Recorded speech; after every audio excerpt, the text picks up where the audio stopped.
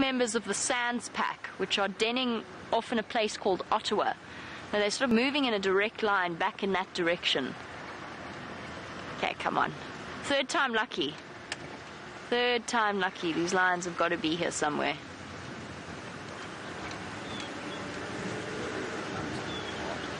There are some very relaxed impalas. Andre is absolutely right.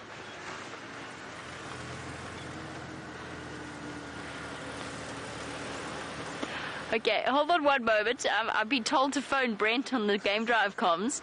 I'm on the Western channel. Let me just switch to the Northern channel. Brent standing by.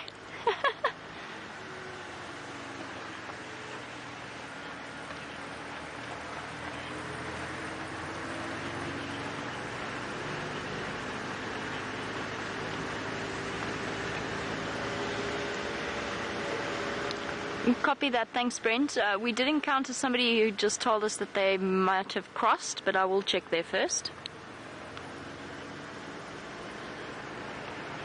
Brett just wants to give us more specific directions as to where we might go. So there you go, Rebecca. I phoned Brent on the Game Drive channel, sort of, and we will continue on our search for the lions.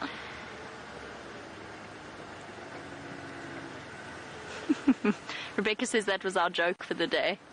It was a very funny one, Rebecca. Okay. Come on, lions. Alright, let's, for want of an alternate solution, let's just check where the lions were left earlier today. Let's go and investigate. We've still got some time before the other vehicles come out on Game Drive. Now, they might just be lying up in the shade here.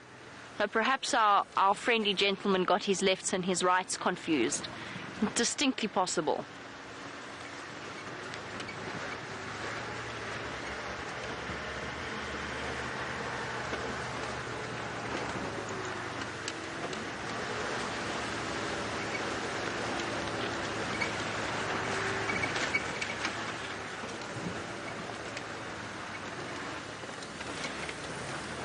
Oh, and just a quick update, by the way, on Sindile, just while I remember. He seems to be in Torchwood at the moment. So Sindile, the young male leopard with his collar, his tracking collar, he seems to be in Torchwood, which is just a little bit to the east of where we can travel. So it looks as though he might come back through towards this familiar area. And hopefully, if he does, he'll come through Djuma in order to do so.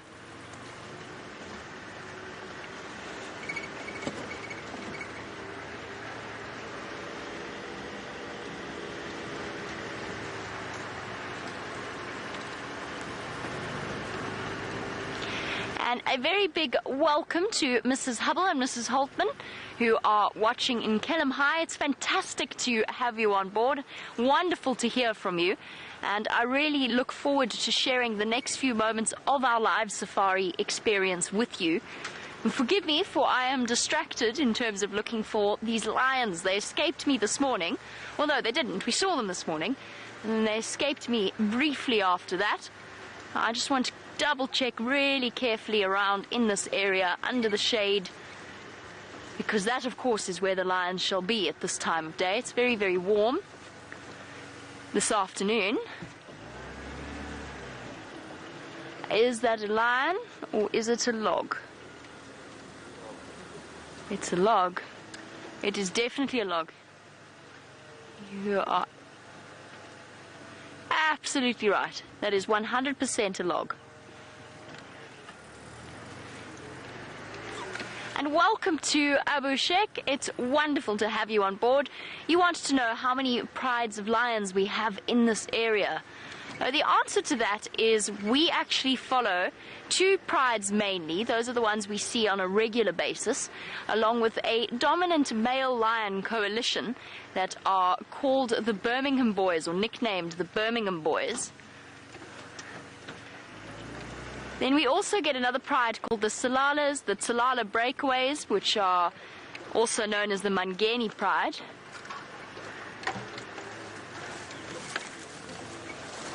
Sorry everybody, I do have to get onto the Game Drive channel in order to speak to everybody, or try to. let's just try and get off-road. As soon as I've got a moment to spare on the Game Drive channel, then we'll be able to chat to the guys. Well done, Jandre.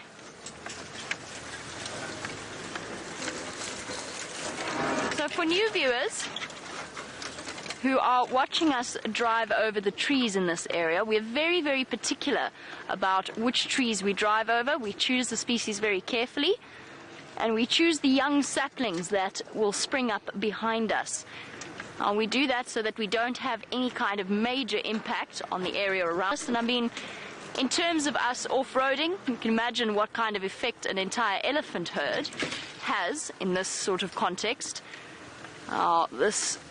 What we do in terms of our off-roading is not nearly the same effect, but we are very, very careful about what we do, and we wouldn't, for example, drive over a young tamboti tree.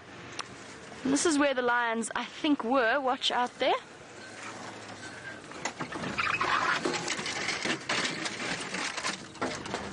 Oh, the wonderful news is it's not just me out here, and while I'm looking for these lions, I'm going to send you over to Brent to find out how his journey to Cheetah Plains has worked out.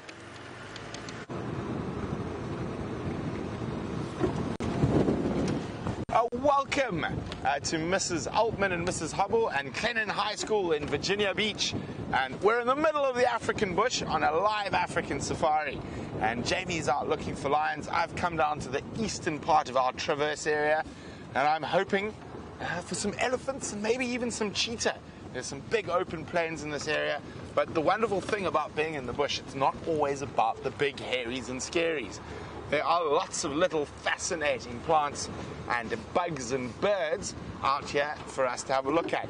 We're on our way at the moment towards one of the prominent water holes here in the northeastern Sabi Sands, and fingers crossed we're going to find some animals there.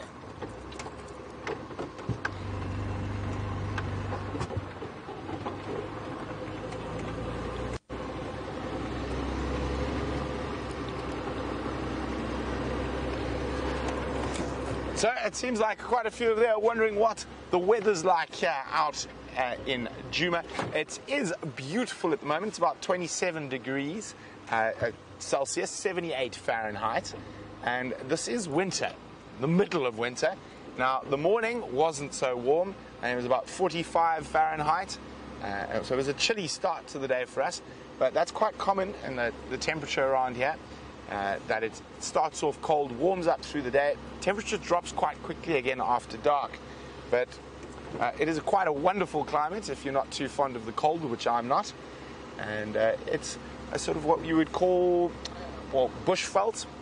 In particular, this is low veld, so we're the low area between two mountain ranges, the Drakensberg Mountains and the Lebombo Mountains. And that bush that Dave is showing you off to the left there is what you would call mixed broad-leafed woodland. So it's a very, very popular sort of woodland species for quite an area for quite a lot of different species. We find all of Africa's big five, including cheetah, wild dog, zebra, wildebeest, and what I am hoping is we might find some of those creatures here. We did have some unusual winter rainfall a couple of days ago, and about 15 mils, so the animals are a bit spread out. Now, Melody's wondering, what animals do we normally see?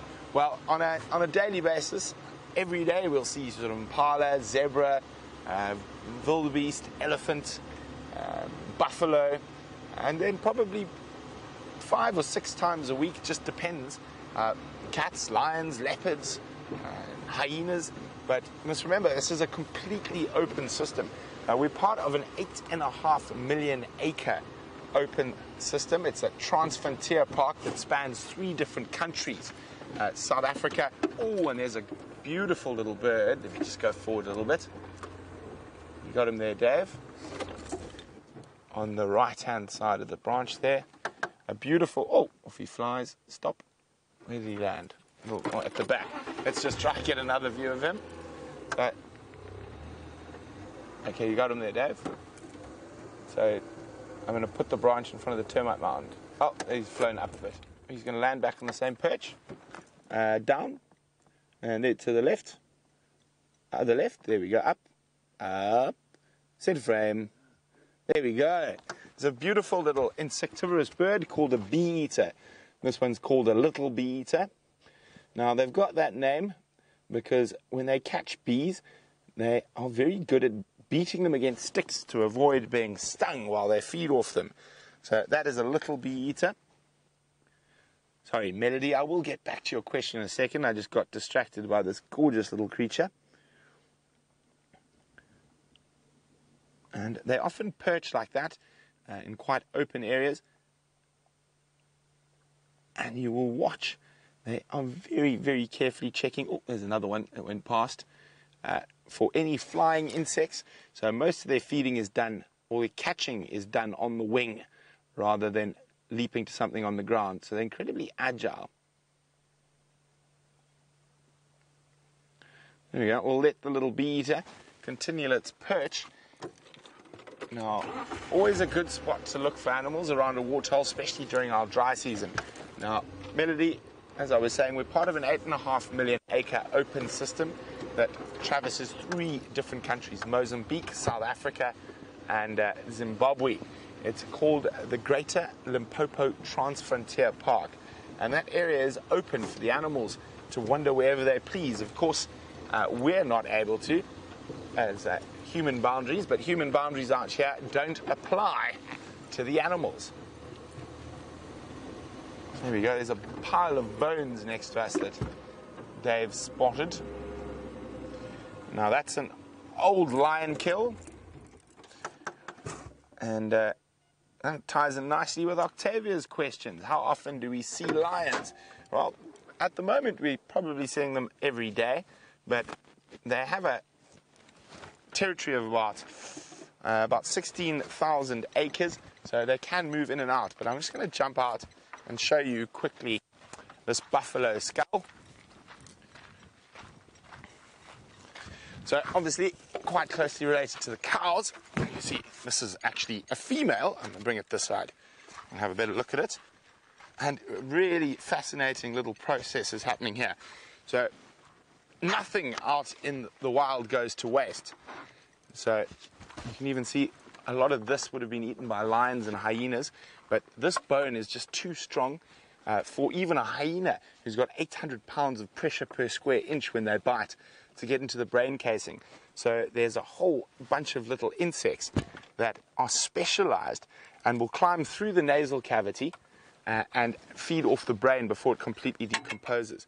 Now, one of the few things that cannot be eaten by most animals, because even the bone eventually be eaten by things like porcupine and stuff, and even chewed by other animals if they feel like they're lacking calcium.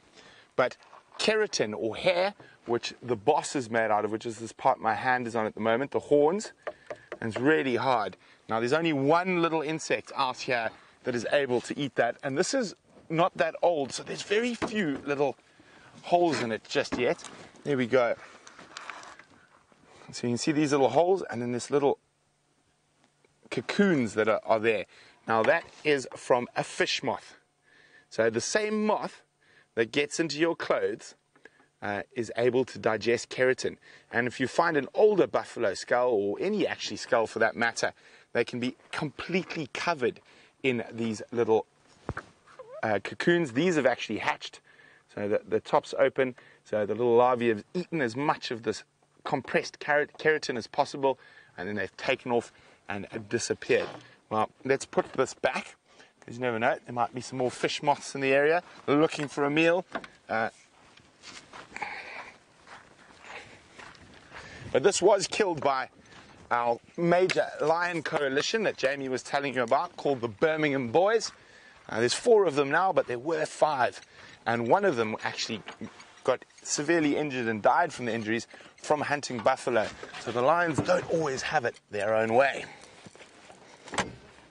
Okay, let's put my ears back in.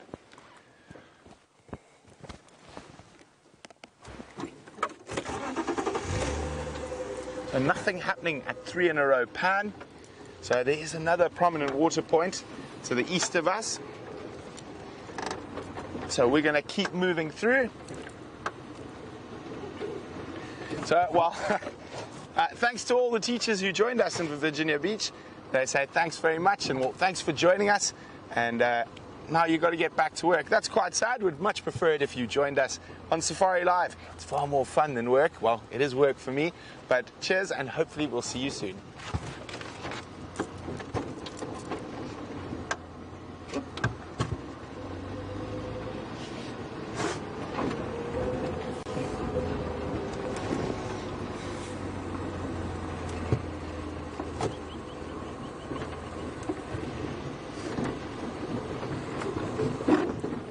So, thanks for bearing with us, everyone. That was a group of headmasters at a conference who are looking at possibly adding Safari Live to their curriculum.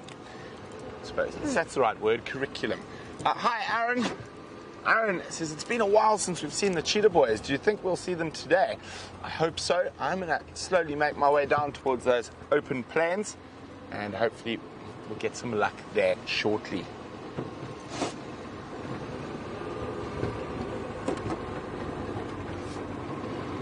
Okay, so while we head to those vast open plains, let's go see what Jamie's up to.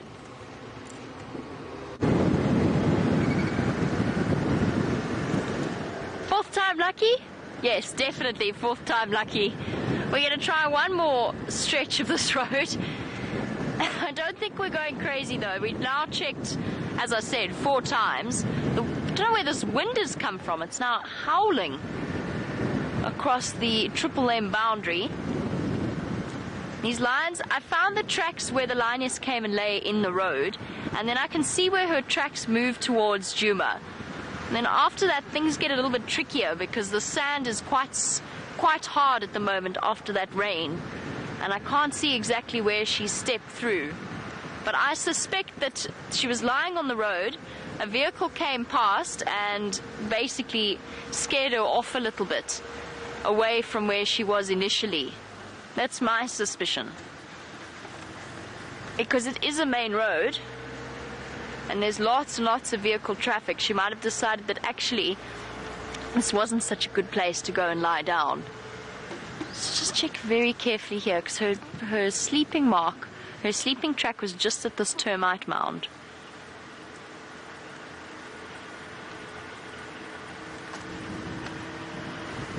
Try and find it for you, or at least try and show it to you.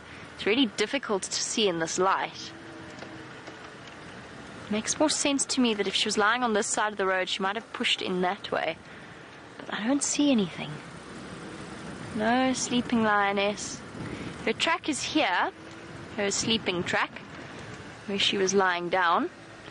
That sort of scuffed area there, that's where her tail was, and then that flattened area is where her belly was. And then if you look really closely, you'll be able to see the lion track in the middle of that. I'm going to get out to show you what I mean. So far, I've already got out once here, so nothing's growled at me. I think we're fine. Unless she's on the other side of that termite mound, in which case, well, at least we would have found the lions. Are you on the other side of that termite mound? Don't think so. We would have heard it by now. So her track is here. This is her paw print. And when you're looking at a flattened patch of ground like that, if you don't immediately recognize what animal it might have been, the best way to look is to look for the track itself in the middle of the flattened track. And now I know her front paws were here. They've been driven over a little bit, but her front paws were here, and her tail is this streak here that's in the ground. So she was facing this direction. And then there's tracks going along here. It gets harder and harder to see them as they start to move on here, but there's one going that way. That's Djuma, that's Arethusa. They're somewhere here, and their tracks are really, really fresh. Even if I hadn't met that gentleman who was so excited about seeing lions, I still would have known that these are fresh. They've got a crispness to them. The fact that they've survived being on a main road without being driven over means that these lions were right here probably about 2 seconds before we got here. This temperature on a windy day, it's difficult to say whether or not they're going to keep moving or if they're going to stay where they are. Let's go and investigate. I think we've got enough evidence to say that they're somewhere this side. At least I hope they're somewhere this side. I have checked their last position. There's no evidence of them being anywhere there.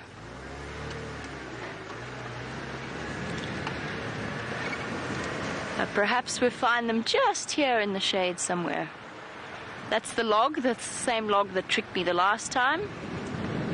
Not going to make that mistake twice. They might be going for a drink. Possible. Perhaps at Voyatilla Dam. Keep your eyes on the Djuma Dam camera and see whether or not there's any sign of them coming across in that direction. Come on, lionesses. Playing games with us. They're most likely south of this road. Haven't seen any tracks crossing. Oh, good place to look. As I said, it's a funny day. With the wind, it's nice and cool. But if you sit stationary in the sun, you find yourself getting very warm very quickly. And perhaps they might have decided to go and lie down in the shade somewhere here.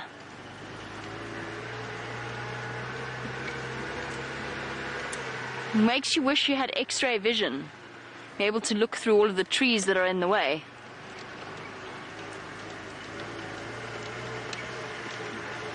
What on earth was that bird? There were a whole load of helmet shrikes, and then one yellow bird that looked suspiciously like a... No, surely not. I've lost it now. Oh, there's the red-headed weavers are getting their plumage colors. Much, much clearer now. Sorry, Gendre, and I've lost him completely now. There was a bird with a bright red head, but he is... Oh, there he is. He's on top of that bush willow. This bush willow, this one that I'm pointing... Oh, and now he's gone behind there. If we go... Zoom in, yeah, that bush willow. Yeah. And he's now on the left-hand side. There he's fluttering, and I think there he is. Well done, Gendre. Bravo to Gendre, who managed to get that bird on camera for those split seconds. Hey, actually, high five, sorry. Woo. Dumped you in some serious mess there. Sorry, just too many bush willows. There are, I know, this entire area is bush willow. I might as well have said in the tree. In the tree, the one with the leaves. Sorry, Gendre. You did a good job, though, everybody. Bravo to Gendre. Our cameramen do very well with us saying something like that bird over there, and there's about 50 birds in front of them. The one with the feathers. Come on, Gendre. Keep it together.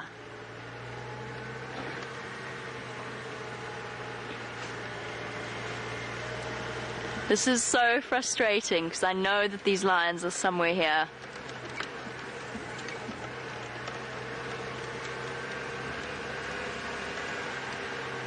But where? There's some very, very relaxed looking impala that don't look as though the lions have just walked past them. They're in some very dense vegetation here. I'm sure they are 50 meters in from the road, flat, lying flat. The only way that we're going to find them, I think, is to go walking. Because otherwise this is starting to turn into a wild goose chase. There we go. That was like some kind of scratched record. Goose chase.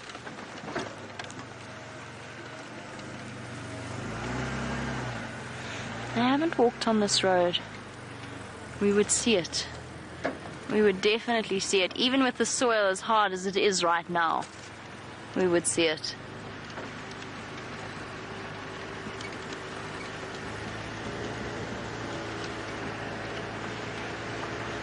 Okay.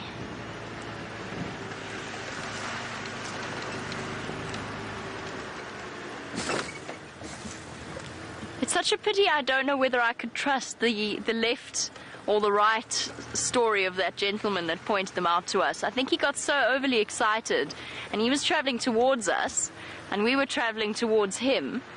So our left and rights would be opposite, and I'm not sure whether he was talking about his left or my right. So while we try and figure out this puzzle of the lefts and the rights, the Djumas and the Arathusas, let's go over to Brent and find out if things are any simpler on Cheetah Plains.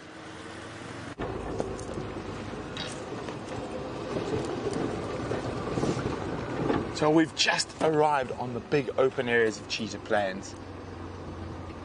And I'm now just going to go very slowly. Let's stop for a bit, take out my binoculars, do a quick scan, see if we can spot anything. Hopefully a cheetah lying in the shade somewhere.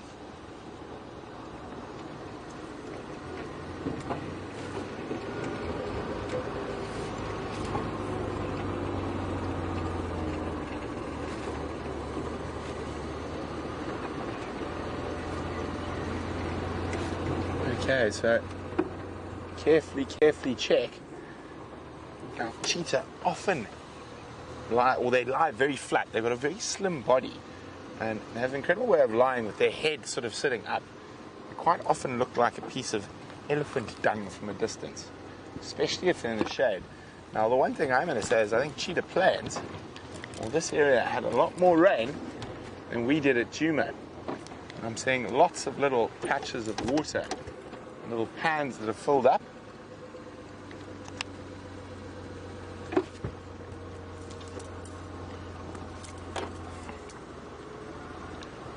Standing by, Herbie.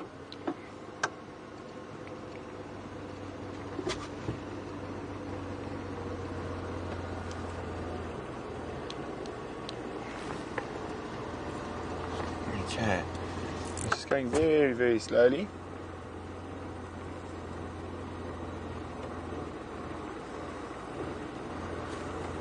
No sign of anything just yet.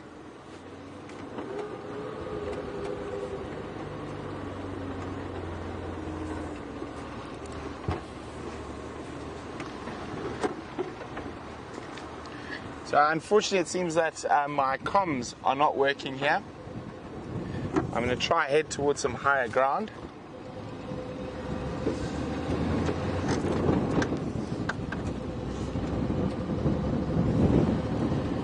See, Herbie was trying to call me. Herbert. So we left Herbie on foot where Karula was last seen. Sorry, Herbie, can you go again with that update, please?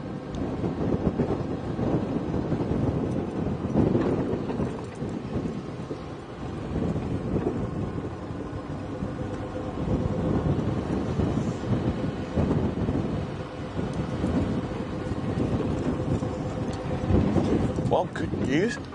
Copy, thanks, Herb. So he's found tracks of Karula crossing out of our Travis area, but she doesn't have the cubs with her. So the cubs could still be somewhere around there. So Herbie's going to go take a walk there. We're going to go check towards Cheetah Plains Pan. Hopefully we'll get some luck around there. But it does look like they had a lot more rain in this area.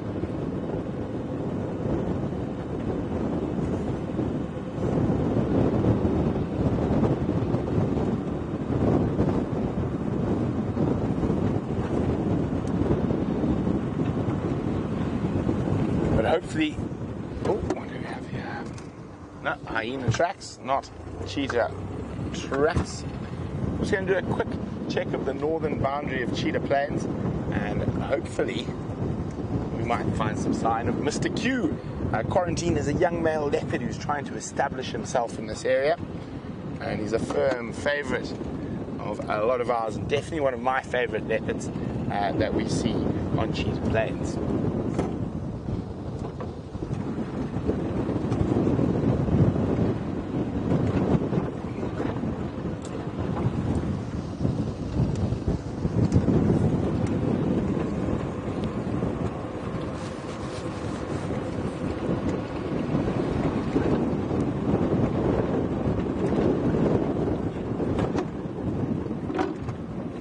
Okay. As I said, I'm having a bit of problems with my comms at the moment, so I can't actually hear what Final Control is saying at all. So I'm going to try start moving a little bit further to the west.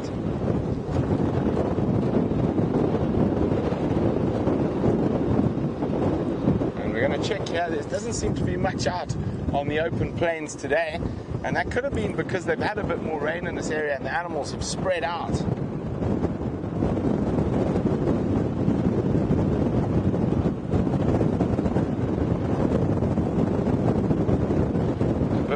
Around, but no sign of any creatures.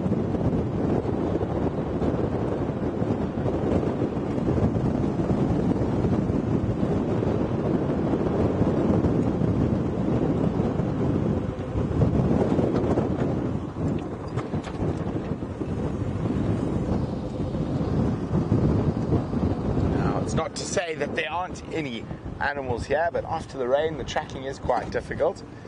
So hopefully we've got a little bit of luck.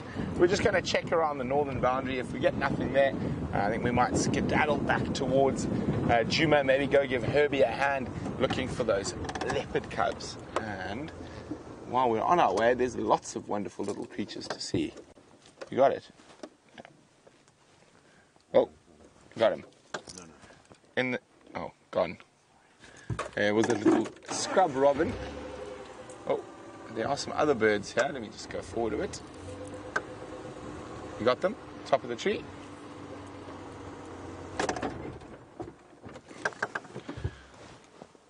There we go. There's some to get the birders' brains going. Some little LBJs.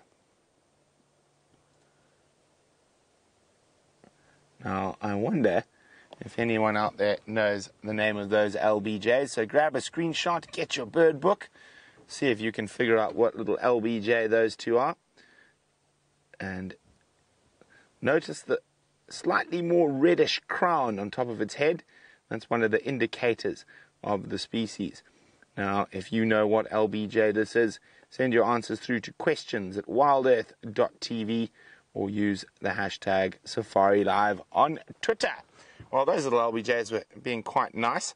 Normally they don't sit around that long, so hopefully you got a screenshot and you got a bird book and you can figure it out while I try and make my way towards an area where my comms start working.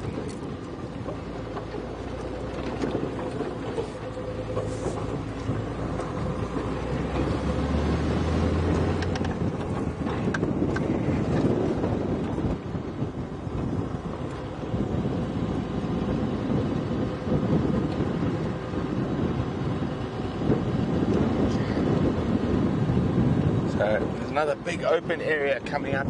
If we get nothing on this open area, let's go north.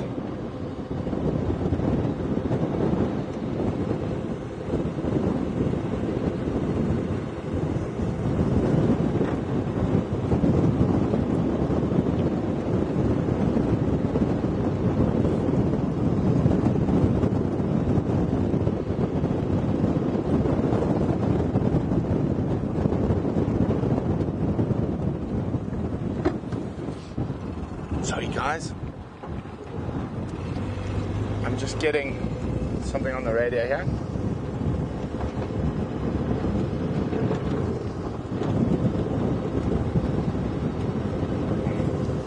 Mike, confirm what was crossing into Vuyatela?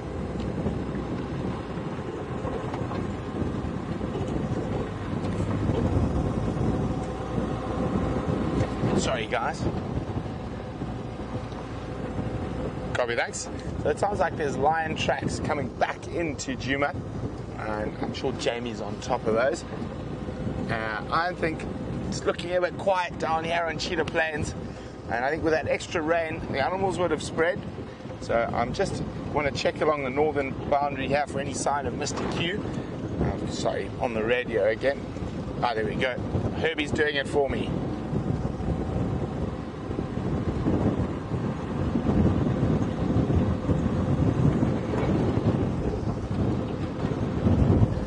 Okay, so while I try and get to some better comms, I think I just made it out that we're going to go back and see what Jamie's up to. Oh, while Brent does whatever it is he's up to on Cheetah Plains, we are still looking for these lions because it is now a matter that I am absolutely determined to solve this mystery. The knowledge that we just missed out on seeing them, I find quite frustrating. I just see a very big puddle off into the block, which is good. That means they're not going to go all the way to Vuyatela Dam to go and have a drink. They're going to stick around here if that's what they're looking for. Maybe they were hunting. Maybe they were hunting those impala that I said looked so relaxed. Perhaps that's why the impala looked so relaxed. You never know. Yes, exactly. Well, just enjoying the moments spent without the knowledge. It's not the lion you see that gets you, I suppose. But they're here somewhere. They haven't gone, they can't have gone that far. They wouldn't surely have gone that far in this heat. They weren't that hungry this morning. They were, Amber Eyes was looking a little bit like she could use a meal, but the others were fine. They were still relatively round-bellied. They've just finished off a buffalo in the last 2 days. And they're not that hungry. They're not hungry enough to push constantly to try and find food, which leads me to the conclusion that they're here somewhere and not far away from where we are. Okay, one last loop, but in an opposite direction. Maybe they're decided to go further to the south. I found one track, which, you know, it speaks volumes. I found one footprint, and I can't decide if it's not from this morning, perhaps when they moved through this area, they were playing with each other before they crossed into Arethusa.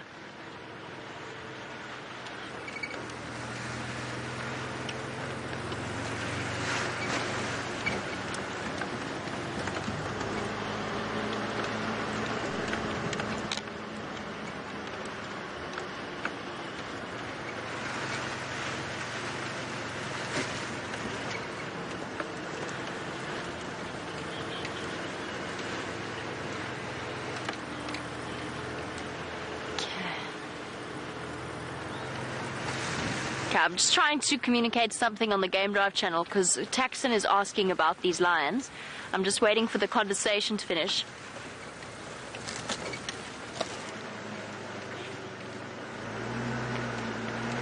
I'm trying to, at least.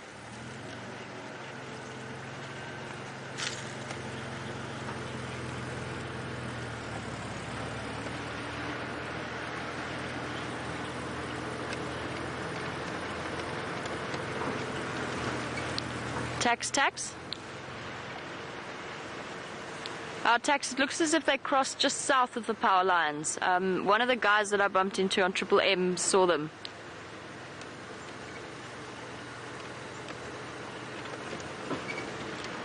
I'm trying to follow up on Impala Road now, but I don't think they've gone too far into this block. They're just giving Tax that update about the fact that they have crossed.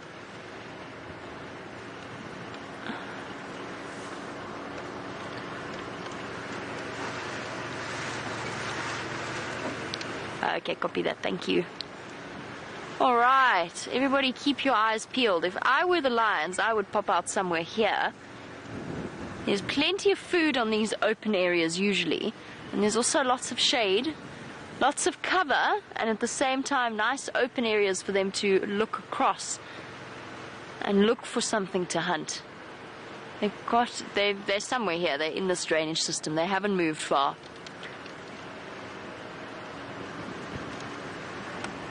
Come on, lions.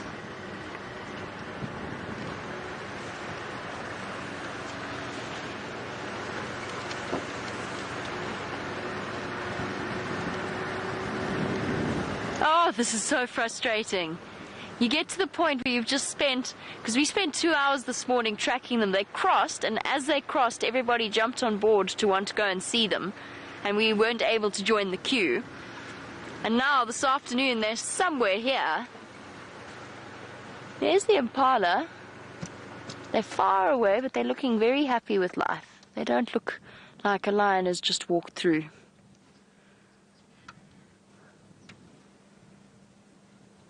Looking very, very calm. No glancing off in a different direction. We've spoken before about the fact that potential prey species are usually quite relaxed in the presence of a predator, provided they can see that predator and they can watch what it's doing. That's what lulls them into that sense of security. And strangely enough, it's not unheard of for lions to actually capitalize on that entire process. And what I mean by that is lions have been known to fake sleep, pretend to be sleeping to lull the animals into a false sense of security, all the while with another lioness or lion waiting in the wings to catch the animals or to chase the antelope towards that other lion. So that's just an interesting thing. I didn't realize that lions did until relatively recently. But it's a clever technique. If the animals think that they are safe because they can see the lions, might be worth thinking twice before they go making any mad rushes off in any direction.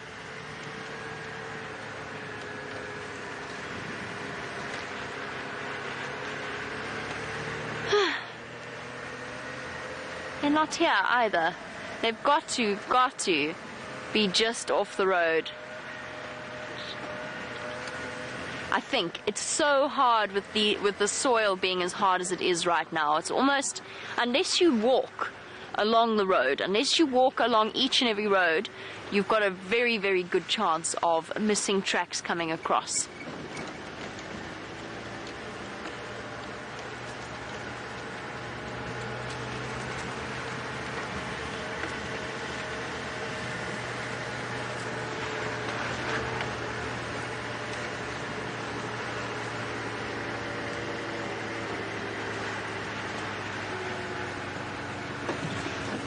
Don't check here too carefully, and there's lots of water here.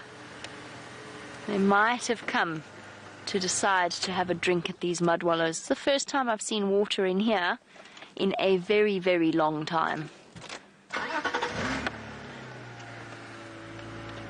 Perhaps they crossed in somewhere here and decided to come for a drink. So frustrating. I can see the other road.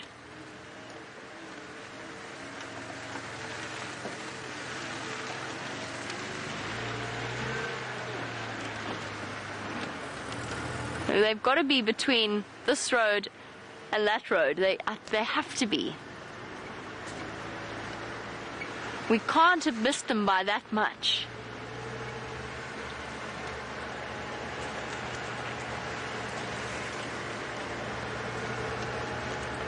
Okay.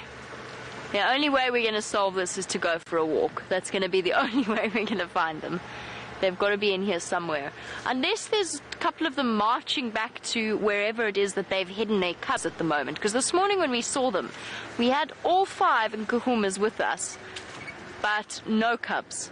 So all 3 sets had been left somewhere, not to fend for themselves exactly, but they'd been left somewhere to wait for Mom to return. And perhaps the 3 of them, the 3 lionesses, have gone on a mission back to find them. Because we've only really got tracks for 3 lionesses coming back across. That we can confirm, but then again, as I said, it's a main road. Somebody could have driven over the 4th and 5th set remarkably easily. 5th time lucky? No, I'm going to get into trouble if I do that. No. We can't drive Triple M for a 5th time. We really can't. I'll have to drive and then walk it. We got it. Ah. I thought Chandra made an exclamation as if he'd just found the lions. I thought he'd got them. I was about to rejoice. We'll just expand our search a little bit farther afield. We'll check Zoe's road.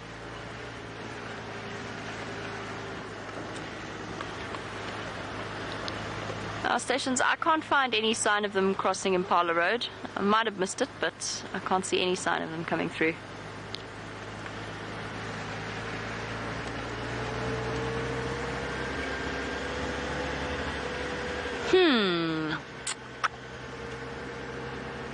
If they were coming back, where would they go? Where have they hidden those cubs? I'm pretty certain that some of the cubs have been left in that drainage area around Gallagher Pan.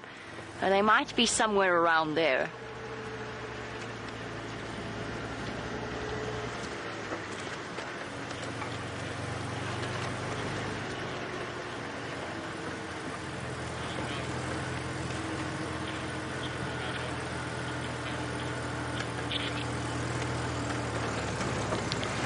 Sorry, Orbs, I couldn't copy that at all.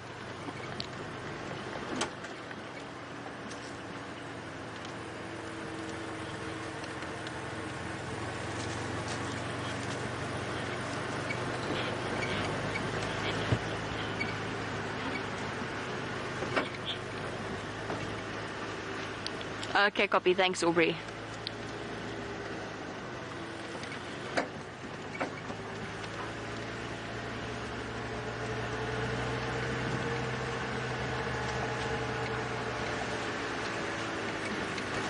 And absolutely, Tasha Michelle, sorry, that was the whole process behind using that Game Drive channel was in fact so that I can hear whether or not the other reserves have found them. So they all work off one channel in certain areas. So we've got our northern channel, we've got our western channel and our eastern channel, and it just depends upon where we are that we listen to them, which channel we listen to. And the other guides will absolutely keep us updated, so they're all aware that we are look at these lions and that we are casting about to see if we can't spot them somewhere on Djuma. So if perchance they'd crossed back, say, further to the north, then any of the guys at Simbambili or Arathusa, they would let us know and just tell them, okay guys, we found all 5 of them, so you don't need to worry about looking any further. Oh, just something really useful that we do, and there's a great sense of helping each other out in that sense, because we've all been there, especially for some of them where they've got guests there for their last day, desperate to see a leopard, and we'll help them out, or vice versa. So there's a great spirit of camaraderie and a great knocking from Wendy's front right wheel that shouldn't be there. That's new. Anyway, I'm sure Wendy's absolutely fine. But I will be listening, Tasha Michelle, and I will keep you updated about whether or not those lions are found. It's entirely possible that they could have just done a little loop and gone back. Maybe they got nervous because there was a helicopter or something and they just moved back onto the property. And then it's really useful to have different eyes and ears on the ground in different areas.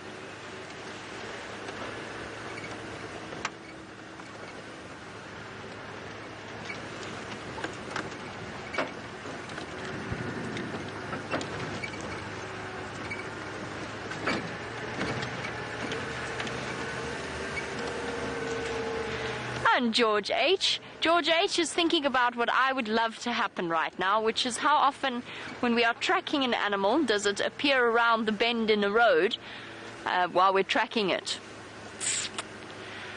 Sure, it depends. Most of the time we'll be able to tell you with a certain degree, if not accuracy, then we'll be able to tell you these tracks are fresh versus these tracks are a couple of hours old. When we say these tracks are fresh, I would say that maybe 25% of the time when you're driving along and you go around the corner, that animal is still there on the road. Most of the time the animal's moved off and it takes a little bit more in the way of searching, or the animal just pops out where you didn't expect to see it at all. It's just walking towards the road as you happen to drive around the corner. So there's lots of luck involved as well. There's skill, there's a combination of skill and luck in working and, well, just in driving around out here in general. Oh, something doesn't sound good in Wendy. Trying to show you a lilac-breasted roller, but it is playing hard to get.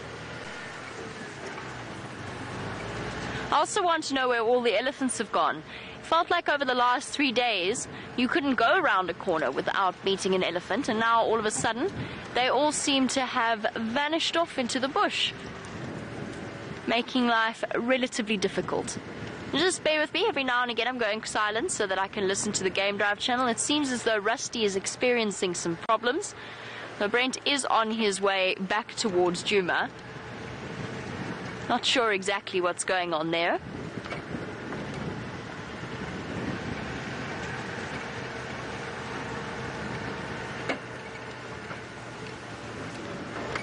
I just want to test something on Wendy, sorry. As we're going along, I just want to see where the bump is.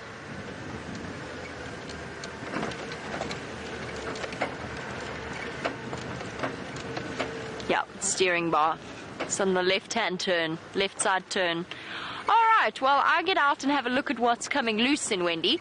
Let's go back over to Brent, who does seem to have picture and signal, and find out how his trip back from Cheetah Plains is going.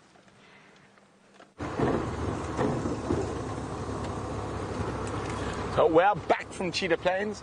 We're in this area where Herbie is checking for the Karula's cubs, and he just let me know that there was a big elephant bull that crossed around here. So we're going to see if we can catch up with that elephant bull. did find tracks of Karula crossing out, but further down the road, and those weren't there this morning, so she must have just been playing give Brent the slip this morning.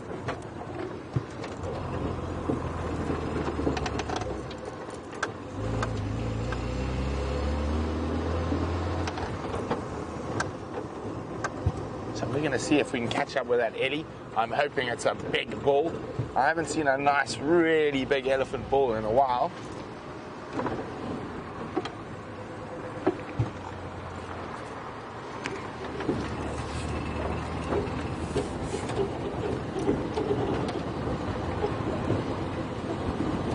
And just see from Herbie which way it went. Maybe it's having a mud bath in the water hole. Herbie.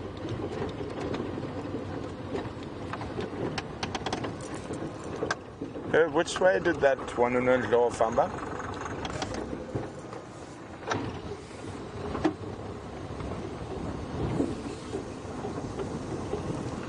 Copy. Heading straight north. Okay. Heading straight north, so we're going to do the same.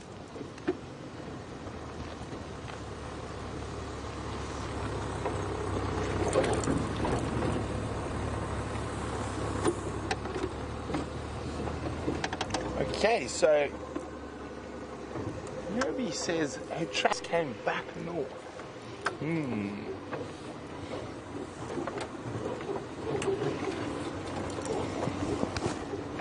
Hello, Isabella.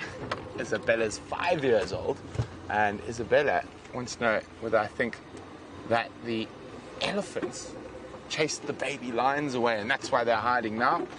Now, Isabella, that could very easily happen. Elephants often chase. Oh, hello, little Franklin. That's a Natal Franklin. We've seen the crested. This is the second more common species we get here. Isabella, I'll be back to your question in a second. You can see it. Actually quite pretty birds. And when you look closely, such intricate patterns on their feathers.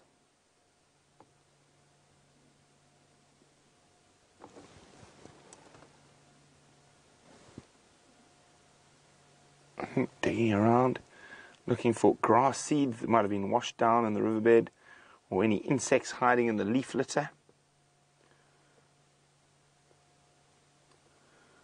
Now, that is a female. The male will be around. Now, the reason I know it's a female is if we look at its feet. So, wait for it to move.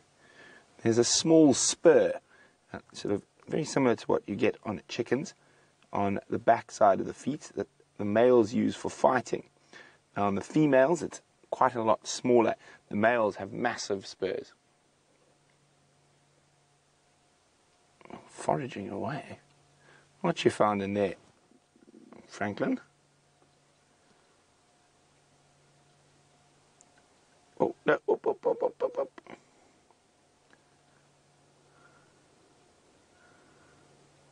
There we go. Looking, keep moving down the riverbed. We're going to do the same.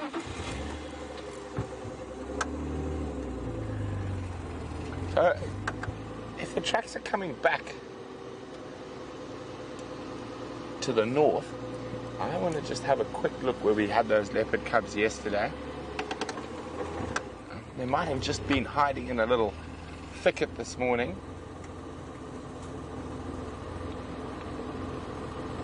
So, Isabella, elephants often chase lions and lion cubs. So maybe that lions bumped into some elephants today and they chased them. I just want to check in these thickets here. Another good place for a little leopard cub to hide.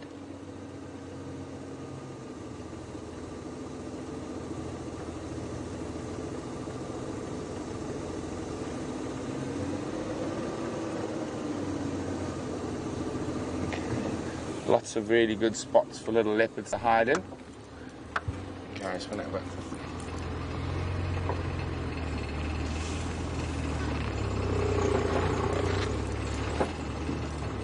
Okay, so this is where they were yesterday, so I just want to check carefully up on the steep bank.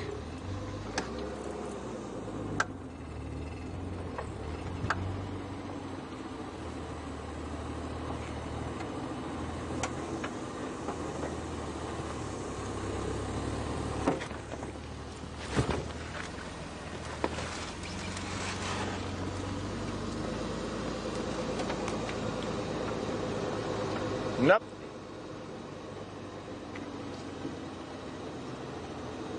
It's just always worth double checking.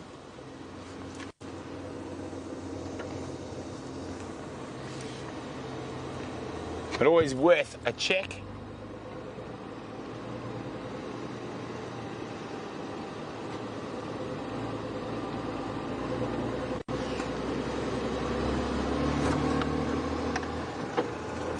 But no sign of those little horrors. Hopefully Herbie has some success on foot.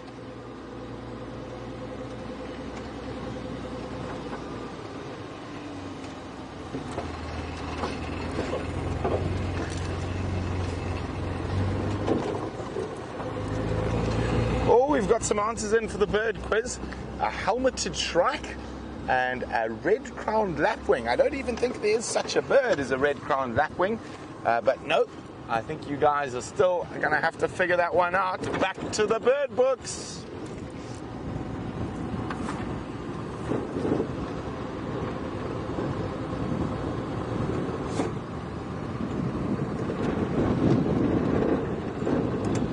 Well done to Joanne and James.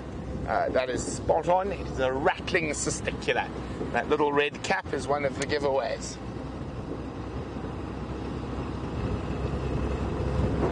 Okay, so I'm going to head further now to the west and see what we can find in that area.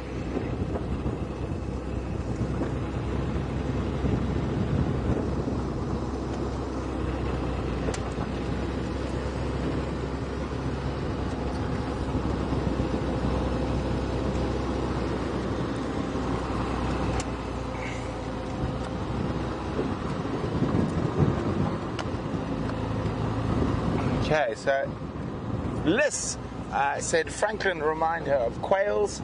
And do we get any quails in this area? We do, Liz, but they prefer the grassy areas.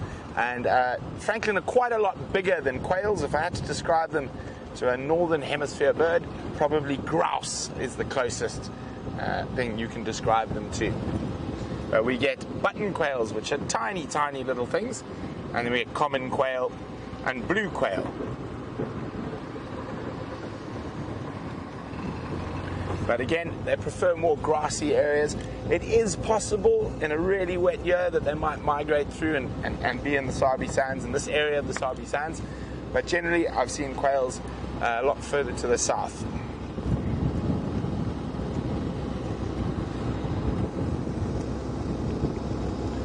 Okay, while we head towards the west, I'm going to go give Jamie and Aubrey a hand trying to figure out where the lions went.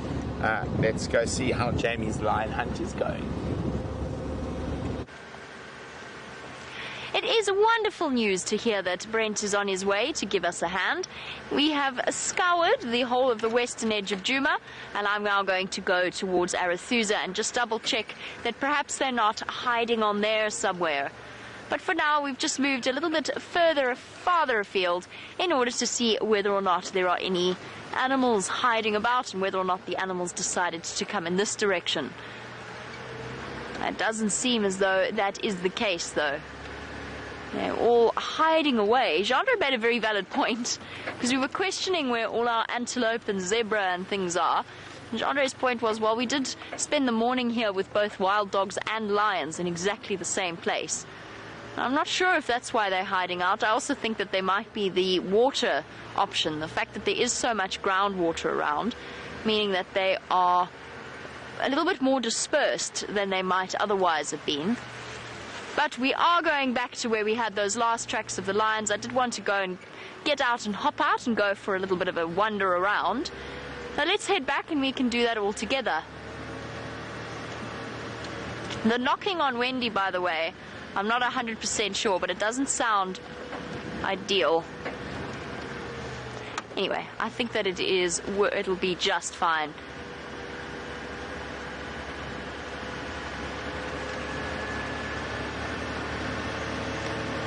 And Tasha Michelle, apart from Herbie, you wanted to know whether or not we have anybody out on foot helping us out. And Tasha Michelle, we do sort of. Now, usually when there are 3 of us on the ground, when it's James, Brent, and myself, and with Steph around as well, we can often send out one of us on tracking team to go for a little bit of a walk, have a nice peaceful bush experience on foot, and at the same time help the 2 other guides out in terms of tracking. But there's also all of the trackers that sit on the front of the vehicles, both for the Djuma vehicles, for the Cheetah Plains vehicles. A lot of the various lodges have trackers that sit on the front, and whenever they pick up fresh tracks, then they will just jump off and go. And they carry a handheld radio that they then will call in if they've found the animal or not. And then what the guide usually does is skips ahead several steps and then calls the tracker if they find tracks crossing the road whilst the track is busy walking. And these trackers are truly amazing people. They can see things that it would take a very firm stretch of one's imagination to believe that you had seen in the sand. Hello, zebra. Nice to see you. Having just said that there were no zebra around, here we have 2 of them. 2 stallions, I think. Hello, boys.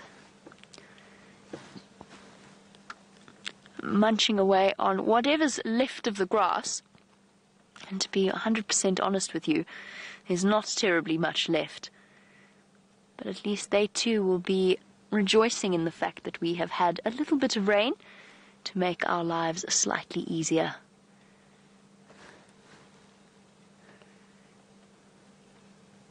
Look at them. They truly are some of the most photogenic animals. They are so... These boys are particularly in good condition. You can see their coats gleaming in the afternoon sun. Flicking their heads to keep the flies away.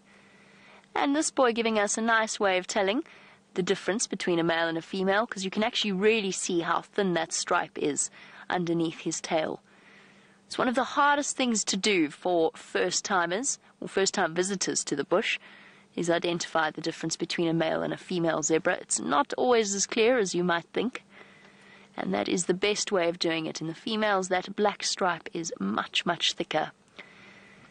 Now, these are plains zebra, also known as, or they were known as Burchell's zebra, and I have to be honest, to me they probably will always be, or I will always think of them as Burchell's zebra. That was the name that they were called when I was a child. That name has since been changed to plains zebra.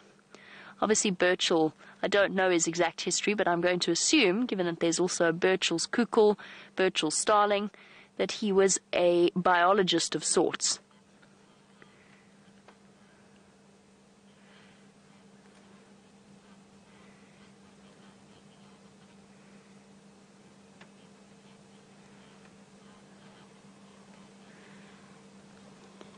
Tail swishing from side to side. And let's go forward a little bit and just get a nice different view of them. And while we do, spoke about them being plains zebra, but Leanne wanted to know whether there are any subspecies of zebra. And Leanne, absolutely there are subspecies of zebras. Strangely enough, there aren't any that are still living. But I don't know, Leanne, if you've ever heard of an animal called the quagga. Our genetic testing done on quagga's remains, because unfortunately as human beings, they were one of the animals that we killed off very early on in the arrival in Africa of the sort of western colonies. So the quagga was made extinct. It is an animal that doesn't, it's a sort of a half zebra, half horse, or at least that is how it was described. What we now know through DNA testing is that it was a subspecies of the plains or the Burchell zebra. And interestingly enough, there is a project in the Western Cape that is looking to recreate the quagga, and that's spelled Q, I think it doesn't have a U, I think it's Q-A-G-G-A, quagga. And they're looking basically through selective breeding, because what it seems as though is that a population of plain zebra at some point many thousands of years ago became isolated in some way, probably geographically, perhaps due to a flood or a change in the river systems, And through breeding, they created this strange half-horse looking creature. And you'll see it with some of our Birchall zebra or our plain zebra. Next time we stop at a zebra, have a look at the stripe patterns, because some of them have stripes that extend all the way across their rump, and most of the time zebra look like this. But there are some individuals where the stripes are much, much fainter around certain parts of their body. And for better or for worse, certain scientists have been trying to take those zebra with the sort of faint stripes around the rump and slowly breed away the stripes in the rear end. And they've got to the point where they now have a blank bottomed zebra without any stripes. Their next step is to try and inject certain levels of brown into that coat. So a weird, really interesting subspecies of plain zebra. Then, of course, you get the mountain zebra and the Grevy's zebra. We don't have any Grevy's or mountain in this area. Grevy's zebra up towards eastern Africa. And the Cape mountain, an endangered species that you will find in the Cape area. You know, because in case Cape mountain zebra didn't give that away. And the stripes of a Cape mountain zebra don't extend all the way down to the center of the animal's belly. They don't meet in the middle like they do in our plain zebra. Slightly shorter, not quite as stocky as our Birchall's or our plain zebra. You see, I can't call these animals plain zebra without mentioning them as Birchall zebra. I struggle. It's one of those name changes that I really struggle with. Now, truly lovely animals. And there's an animal that makes for some really spectacular photographs. There we go, giving us a demonstration as to just how well the stripes work in terms of breaking up the outline of the animal, because imagine you didn't have a camera zoomed in and looking at them. Jean gave us a really nice idea there with the focus, but look at that. So we're looking at it through the eyes of the camera. Now imagine you're looking at it through the eyes of a predator that doesn't even see color as well as we do. Yes, they're certainly geared towards movement, but picking out where an individual zebra starts and finishes might make that split-second difference that in turn will mean success or failure of a hunting mission. And speaking of success or failure of a hunting mission, we're going that way, and we are going to go and find those lions, because I refuse to not find those lions. I know that they're there somewhere. And I agree, Roger, they are too relaxed for there to be lions around. That's because we've moved our search a little bit further afield, and there's definitely no lions around here on this road. So what we do now is we drive all the way back, and we're going to go and find those lions.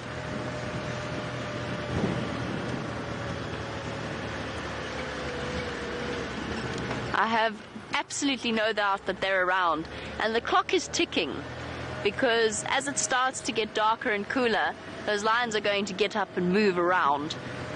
And the question is, where are they going to move to? I'm sure that 3 of the 5 of them have cubs to feed, so they're going to have to head back. I can almost guarantee at least 2 of the sets are on Djuma. So 2 sets of cubs are somewhere here. And generally they won't leave their cubs much more than 24 hours before they go back and feed them. Not quite like a leopard. I know that Brent was talking about finding Karula's cubs. And I also know that he is, at the moment, sort of triple, if I know Brent as well as I do, he's going to be triple checking really carefully on his way to the west to make sure that there's no sign of them, because he knew he had them yesterday, and they've got to still be in this area. So a leopard will leave their cubs a little bit longer than a lion will. Oh, this wind.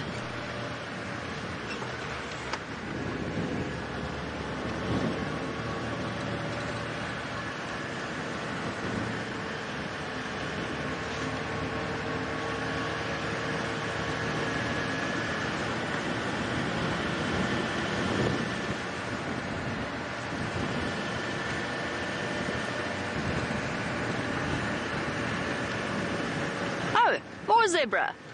So my statement earlier about there being no zebra around has just proven to be completely inaccurate. They're all here. And there's a very tiny little foal with them. Let's see if they'll let us get a bit closer.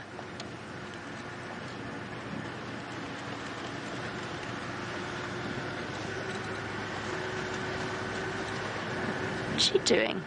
Pulling funny faces. Let's just have a look. Before I go too much closer, I just want to see why she's staring as intently as she is, first of all. And also, she was making a funny face.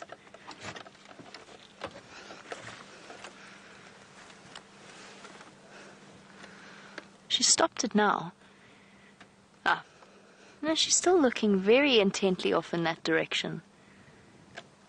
What's up, girl? What have you seen? Again, the wind is starting to... Look at that. What's going on? Maybe just a burr caught in her lip. Or zebra have some kind of secret language that we are only just now seeing evidence of. Because that looks like she's signaling to another zebra. What is that about?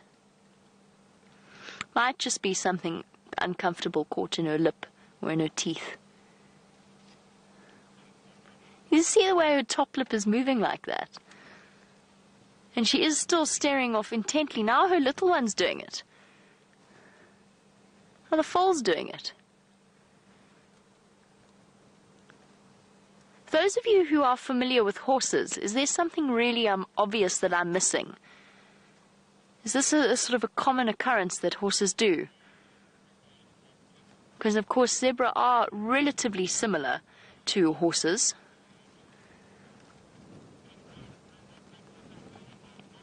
Now she's running. What's going on?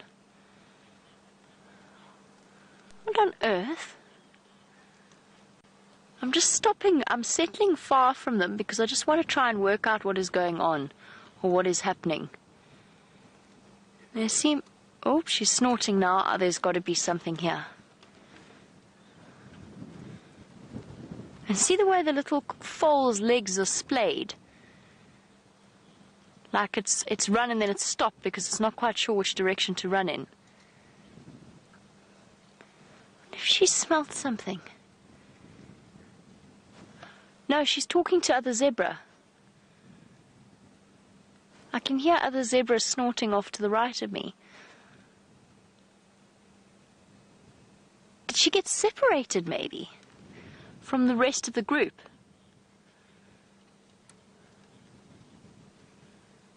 Huh.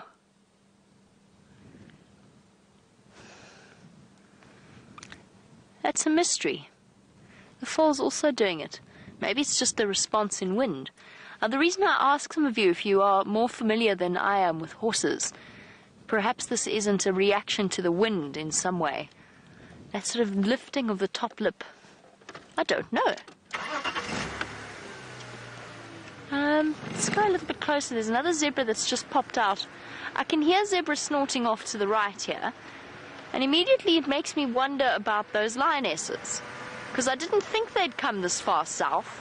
But who knows? Maybe that's exactly what they decided to do.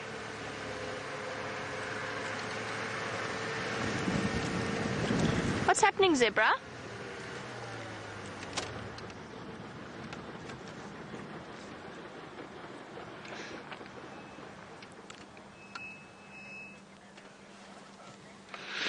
And Terry Steele has said it looks like nickering, like horses do, sort of talking to each other. Terry, that was my first thought as well, except that initially she wasn't making any sounds that I could hear. It was only at the end that she started snorting, but maybe with the wind blowing I couldn't hear exactly what she was doing. Maybe that's exactly what it was. Little gentle nickering sounds. Rogers said perhaps challenging another zebra. Well, they are aggressive animals, and she's still doing it.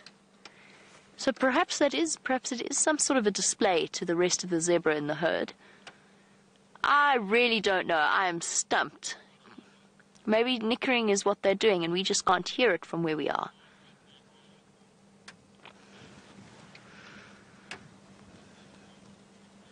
There's zebra everywhere here. Some interesting things happening with their dynamics, because there's a zebra over there that is intently watching what is going on.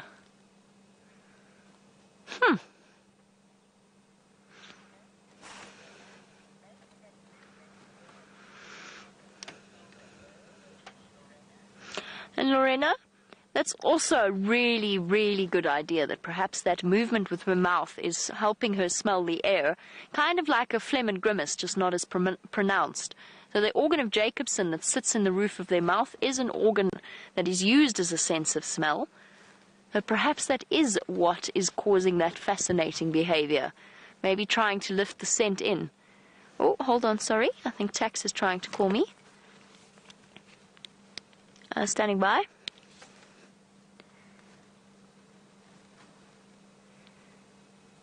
Maybe he wasn't trying to call me. Disappointed.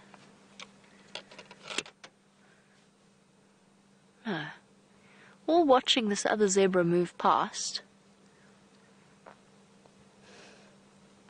Maybe this to me looks internal, or at least inter-zebra, if that makes any sense. It does look like some kind of communication between different zebra. Perhaps the harem has found itself separate from the stallion a little bit, or perhaps there is that bachelor herd that we saw earlier.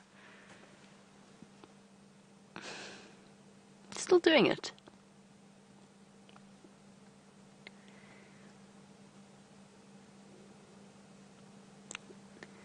Or is it flies?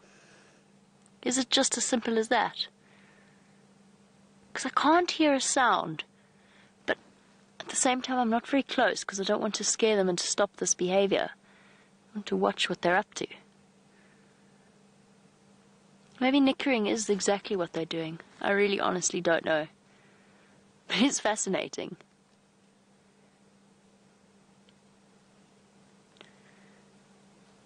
And it seems to be connected to that one individual.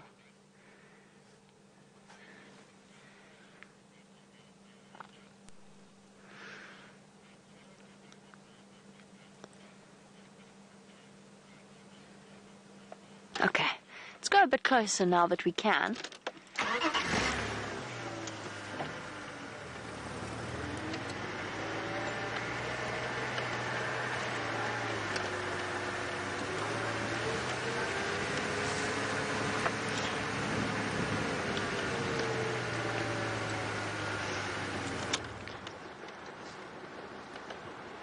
They all seem to be contented to move away from this area now. I think it was connected to that individual that was walking down the road, but I don't know exactly what it might be. So, to change subject ever so slightly, back to the conversation about their names, Taylor's question is, well, who gets to decide what the animals are called? It's a very, very valid point, and usually it will be, if a name is changed, because of course most of our animals at this point have a name already. If it's a name that needs to be changed, then it will be a biologist that will be a researcher probably into the evolutionary background of the zebra or something similar, and they will put forward a proposal to change the name in a form of a scientific article that will then either be met with resounding applause or with disagreement from the various scientific groups. And as is the way of things, it'll probably take a long time before the name is actually officially changed, but it does get officially changed by the scientists. I don't actually know what organization would be responsible for labeling the animals or for labeling an animal change. However, when it comes to naming new species that we've never seen before, and of course they've just discovered a new species of dolphin, I read an article about, a whale, it was a whale, different species of beaked whale, very, very recently, and it's something that a lot of people are incredibly excited about. The person who is responsible for discovering that or doing plenty of research into it initially will usually get the honor of naming that particular animal. And at this point, they try and name them after whatever sort of characteristics are unifying. We're going to leave our zebra now because they seem to have stopped their peculiar behavior and are moving off. I think I'm going to go with nickering in terms of the behavior that we've seen, but I'm not 100% sure. Perhaps they are talking to each other. We just can't hear the sound because the wind is blowing. I've just never heard them do that with such regularity, or so repeatedly. But it is interesting.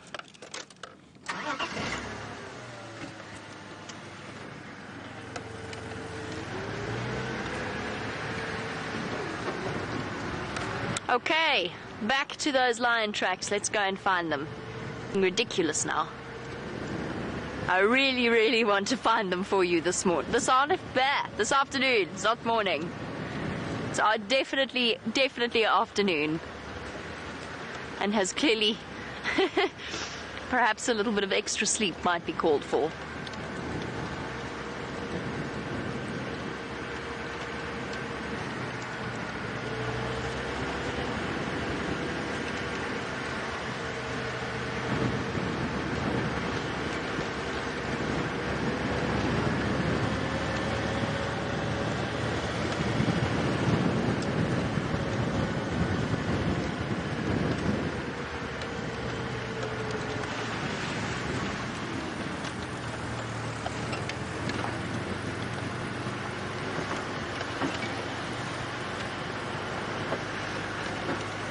Talking about the creation of the quagga and bringing back the quagga has led Harry to ask about my opinion on the woolly mammoth, or the idea of bringing back the woolly mammoth as a species through DNA manipulation. Harry, it's a really difficult one because there is a part of me, there's the little girl that's fascinated by all kinds of things, and probably that harks back to the idea of Jurassic Park, although of course Jurassic Park went horribly wrong for them and isn't something to base a firm opinion upon. But I think the little girl part of me thinks it would be amazingly fascinating to see an animal like that. The other part of me, the part that's come to know and love elephants and got to know elephants as wild animals, I feel as though it would be the saddest thing imaginable to create a little woolly mammoth with no family of its own. I assume they'd have to they'd have to surrogate it with an African elephant or something similar in order to create it. But to me, those natural instincts that must be there, and we know now that elephants are very, very intelligent animals, and I wouldn't be at all surprised if the woolly mammoth wasn't also quite an intelligent species.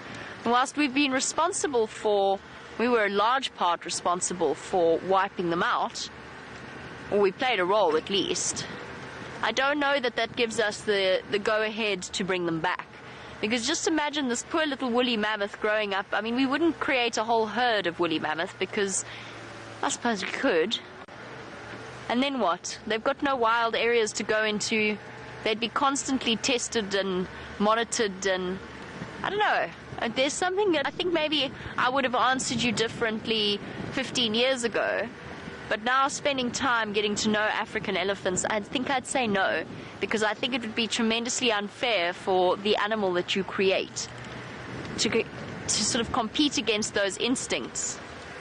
But that being said, there's a scientific part of my brain that would be absolutely fascinated by the process and the outcomes, and seeing just how close their behavior might be to elephants. But I don't think that justifies it.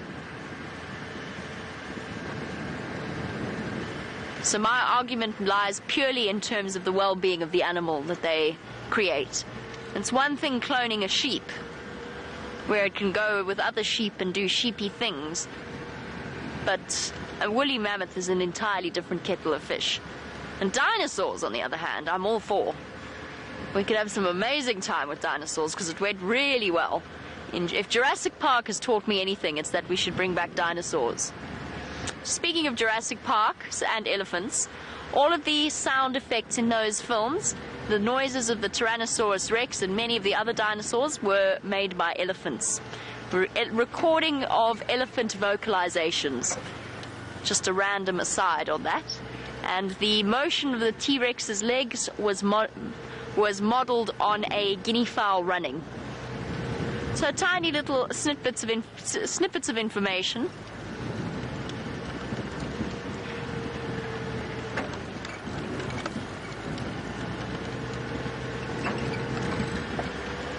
Okay, back to where these lions have to be. They've got to be here. They can't have gone that far, surely.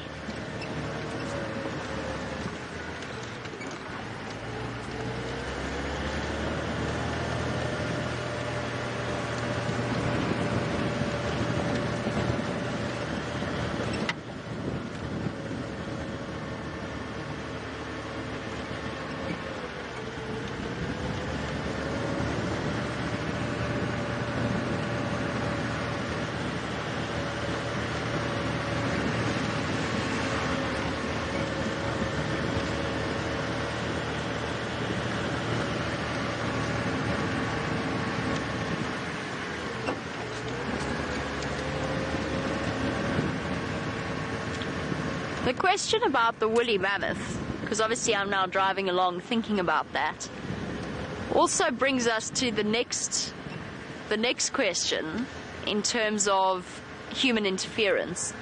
There's a lot of biologists that say that the cheetah is an animal species that is going naturally extinct. It over-specialized and is no longer successful as a species. It's being out-competed by the other big predators, and that we shouldn't necessarily concentrate on trying to save them through breeding projects and through breeding centers, so artificially looking after cheetah and recreating that population, because it's a species that was going to go extinct anyway. And it sort of plays that out from a different side of the coin. It's interfering where to save a species rather than to bring it back. Now, it's a difficult one. My argument would be that the cheetah may well be a naturally disappearing species, but at the same time, how on earth do we determine what effects are natural in terms of population loss and what are caused by human encroachment? Because we know as a species, we have a profound effect in terms of the habitat loss on the numbers of all animals. So how do we know where human effect begins and ends and where natural effect starts up and creates that loss of cheetah life? It's just an interesting thought, because I have heard people argue for essentially, instead of putting the money before that does sound heartless, but I have heard people argue towards, instead of putting the money that's put into conservation of cheetah and the breeding of cheetah, they argue towards trying to put it into another more productive, what they would call more productive method of conservation. Now, there is an argument to it. I disagree with it, sort of. Again, breeding centers, you've got to be very, very careful that they're actually doing the true conservation work that they claim to be doing. But it is a thought. Do we owe it to the cheetah to try and step in and save them? Or do we just conserve them as we conserve any other animal? And if they die out, that's a very difficult one. Because cheetah need enormous areas, and we're responsible for the fact that they can't have vast areas of territory or home ranges. And so they aren't able to move into places where there's less of a concentration of lions, for example.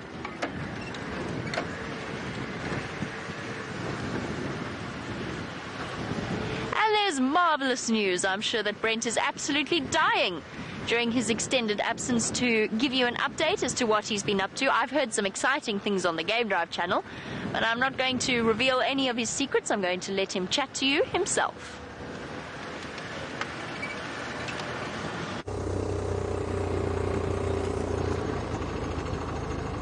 Okay guys, sorry, I'm just really busy at the moment, but quite exciting. I'll be with you in a second.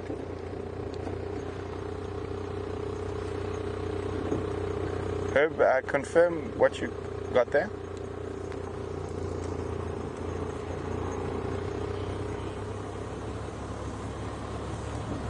Copy, do you still think I should do that Skabanga and Jala?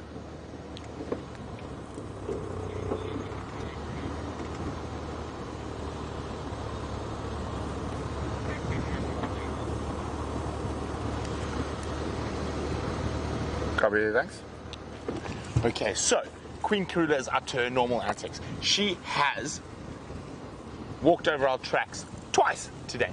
So we've gone past, and who knows when she has wandered with both cubs behind us.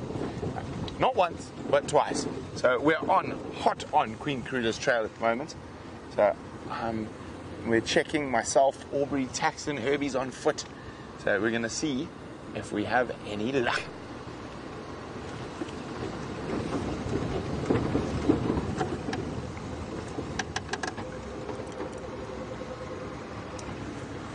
I didn't take Chelepan. I'm going to go take Skabanga later.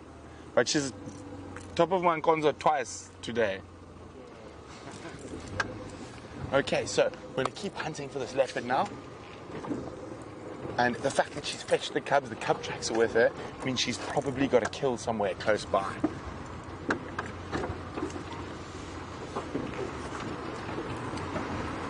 going to have to forgive my head. It's going to be leaning off the side while I try make sure we don't miss in case she's crossed.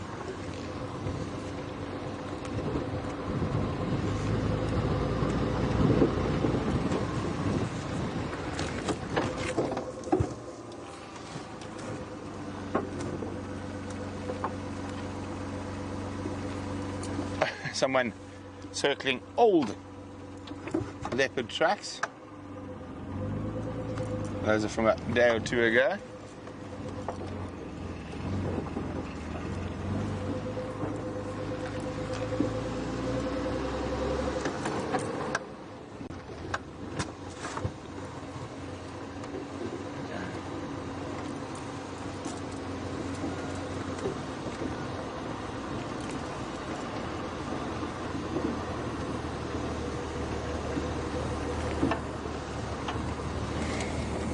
Going to concentrate quite heavily on looking around here, and she could be in any of the trees here, and so we're going to check very, very carefully through here. Come on, Dave, spot me a leopard.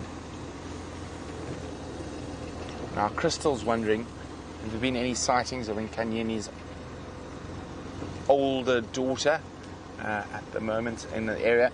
She hasn't been seen for many months, Crystal. I'm pretty sure she's probably moved into the Kruger or into the Manuletti. We don't really see her at all.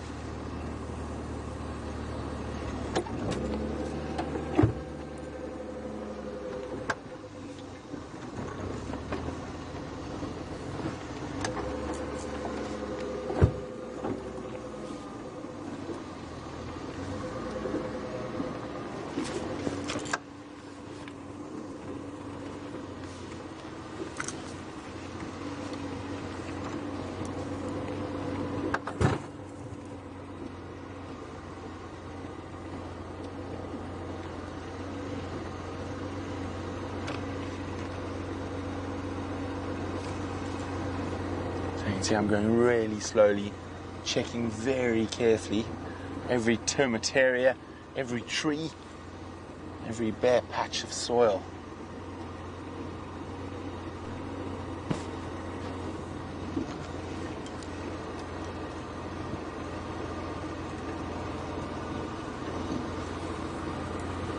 Ideal leopard country here, around a couple of little river systems.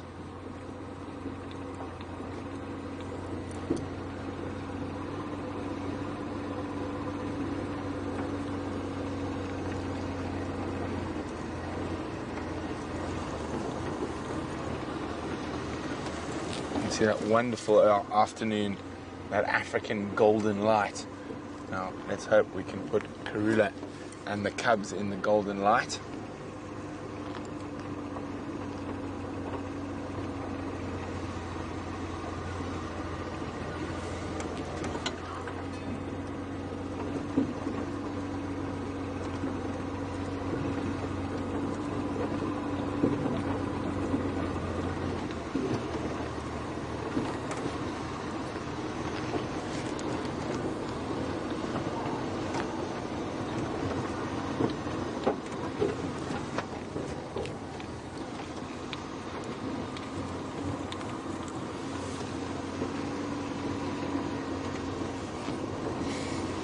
Lynn says, a very valid point, not to forget to look behind us once in a while. No, there's no leopard behind us, Lynn.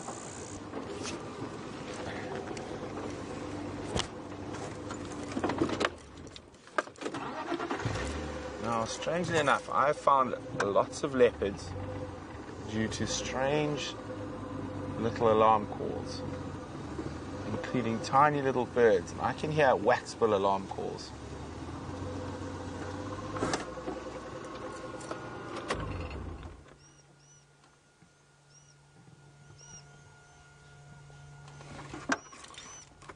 Hear that teet, teet, teet.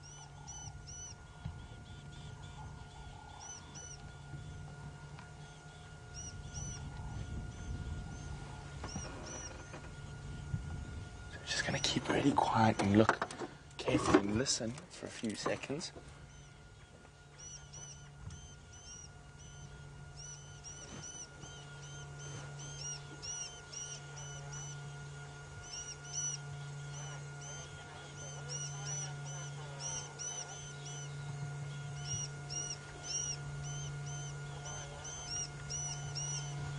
So you can hear those alarm calls.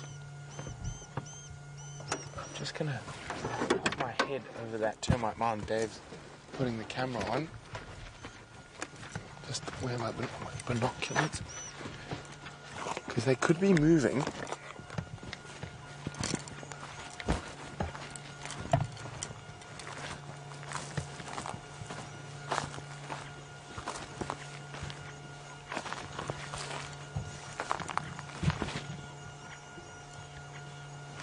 Just some dwarf mongoose ran away.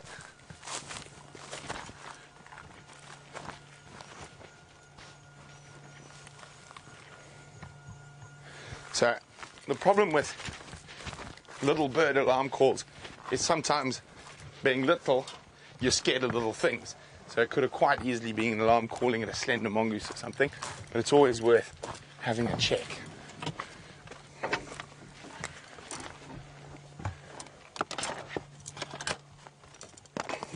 Sort out my blankie. Whoop.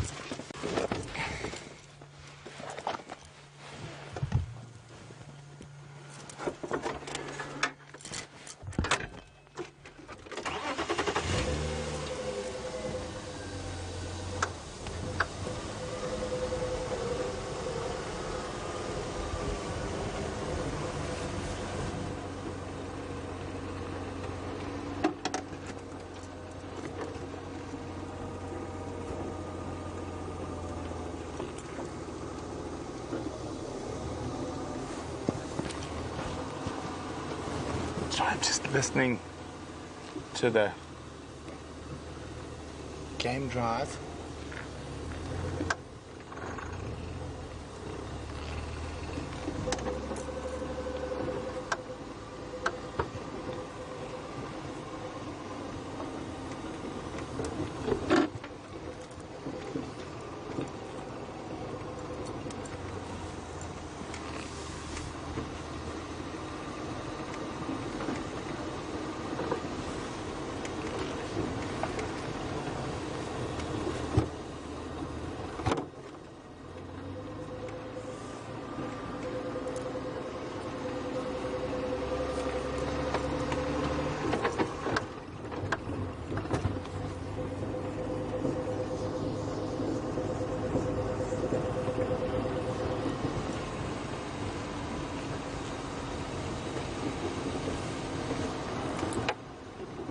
Checking very, very carefully. I'm going to head back towards the Moati River now and see if we can check around there.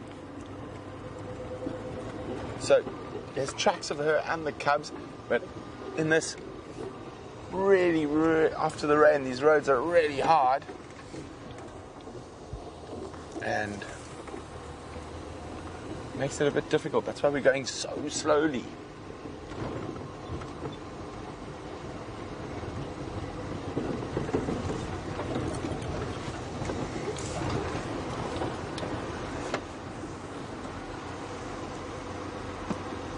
She could be anywhere really close to us at the moment.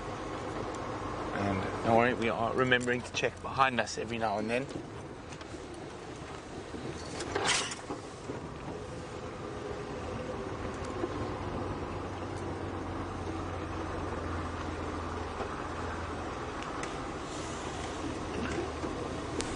Elise is wondering, how do you differentiate between a normal call of a bird and an alarm call? Oh, it's actually, if you spend a lot of time in the bush, it's actually not that difficult. And different birds have different alarm calls, which is different from their calling words. So those beautiful little wax bills normally have a tweet, tweet. It's very difficult, tweet, tweet. When they're not alarming, when they're alarming, it's more of a tweet, tweet, tweet, tweet. More irritating, actually. So the more irritating a bird call, it's generally an alarm call. Franklin, and that's an alarm call. Although Franklin can be quite irritating a lot of the time. I'm just going to check there's some nice trees here. I think I'm going to go for a walk if we don't get any luck in the next little while.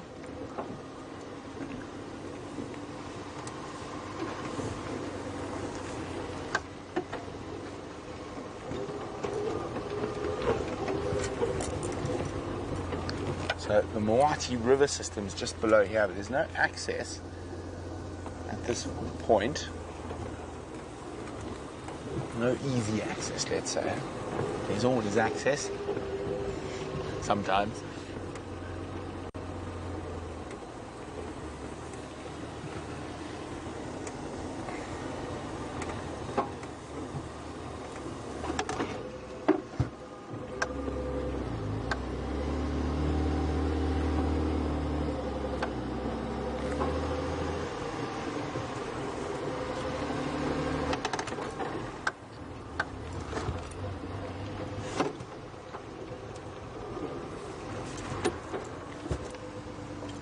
Tracks there,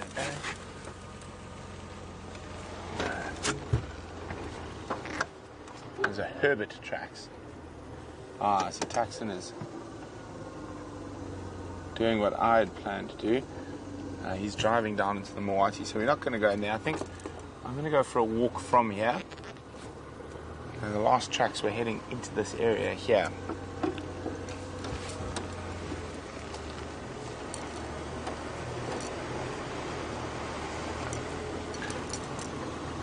Okay, so I'm going to keep quiet for a second, see if we can hear anything.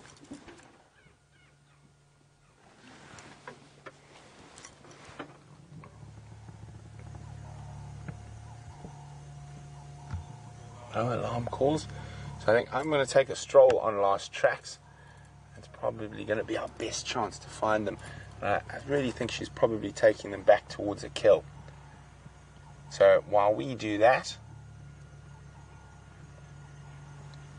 I'm just going to listen for a little bit longer.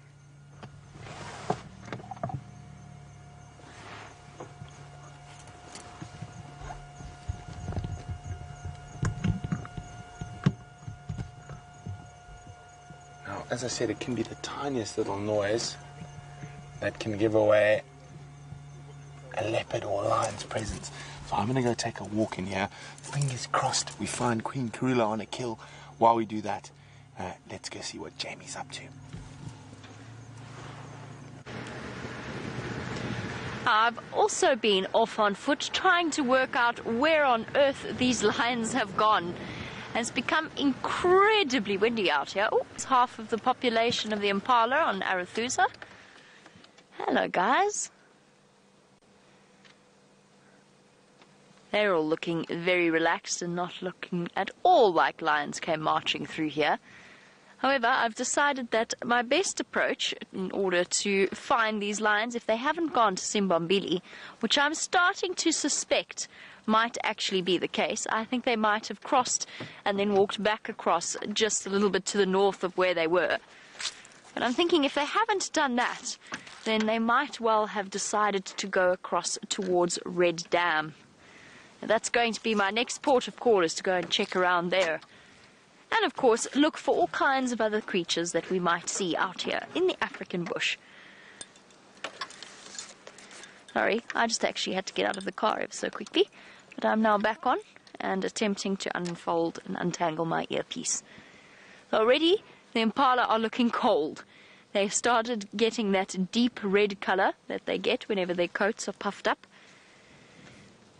They're starting to feel the wind effect. It is blowing. I'm surprised at this wind. It just feels as though it came out of nowhere and all of a sudden it's really gusting. And that, of course, is also bound to make all of the animals out here a little bit more on edge.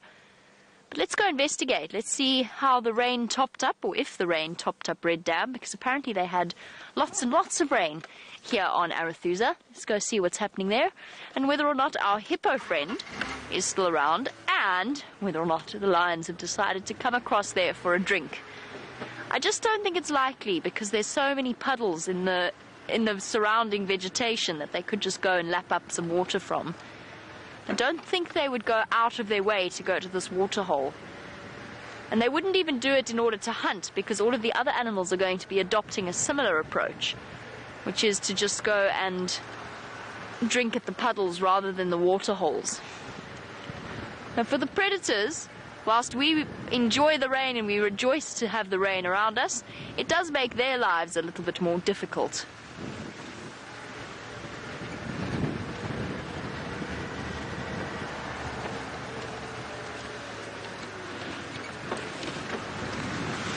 And speaking of our recent rain, Kat in Tampa, I'm afraid none of the wildflowers have popped up just yet after the rain. So Kat, we're probably going to have to wait until about November, because their growth is not just based on water, it's also based on the time of year. And most of the wildflowers that we see are perennial plants, which means they sort of grow and bloom about once a year, but then they just go underneath the ground and they remain dormant with their rhizomes underneath the surface of the soil. So they're around, they're just hiding from us at the moment.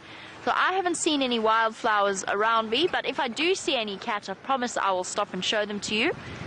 The one wintering flower that we get out here is the narrow-leaved kalanchoe, which I will have a look for. Most of the wildflowers are summer species, but the narrow-leaved kalanchoe is one of the few winter flowering plants. And then there is a plant called an impala lily. Now, we don't get them in this particular part of the Sabi Sand. I certainly haven't encountered any wild-growing impala lilies. We have one, Brent and myself have one, which is really, truly beautiful. It blooms these bright pink flowers that are absolutely stunning.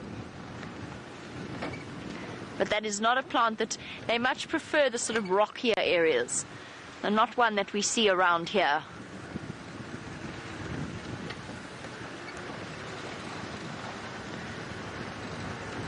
Hello, Red Dam. Let's see how much water is in here.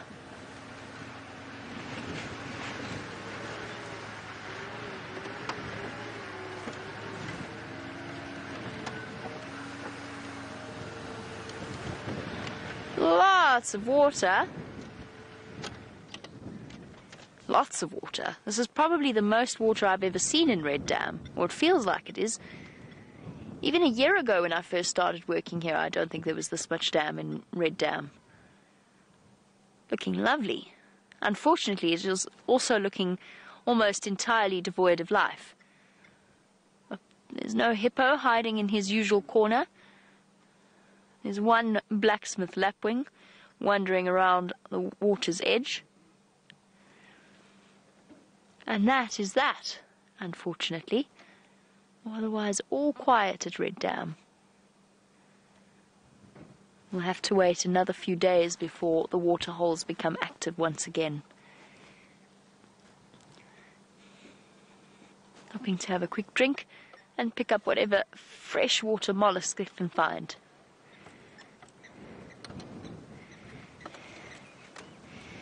Our car is gently rolling forward down into the dam. It's okay, Wendy. Please try and stay where you are. Finn, who is 8 years old, I hope you're having a wonderful safari this afternoon. Finn wants to know where all our monkeys have gone. Are they hiding away when it's cold, or do they go away when it's cold? Finn, we just haven't. Actually, I don't think Brent nor myself have checked. What's happening? Sorry, Finn. Bear with me a moment. Right.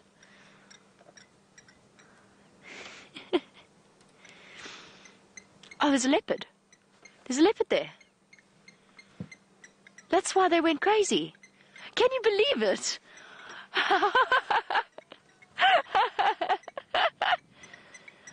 Oh, shame he's got a limp. Who is this?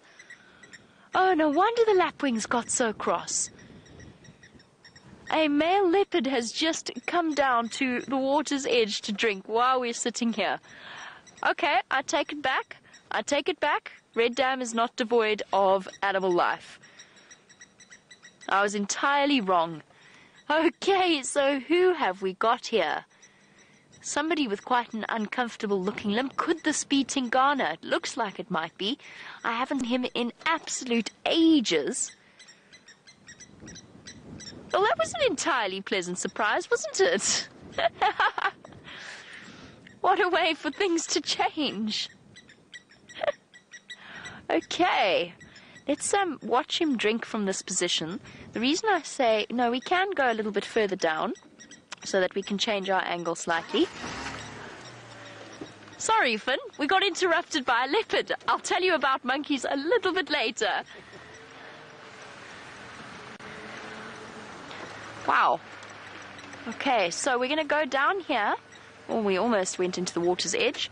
And we're just going to watch him. I don't want to go too much further because I don't know where he's going to go. And it's a very, very tricky position for us to try and follow him. Wendy, would you please stay still? Sorry, that's not Jandre's camera work. It's Wendy attempting to launch us into the dam. No wonder the lapwings were so cross.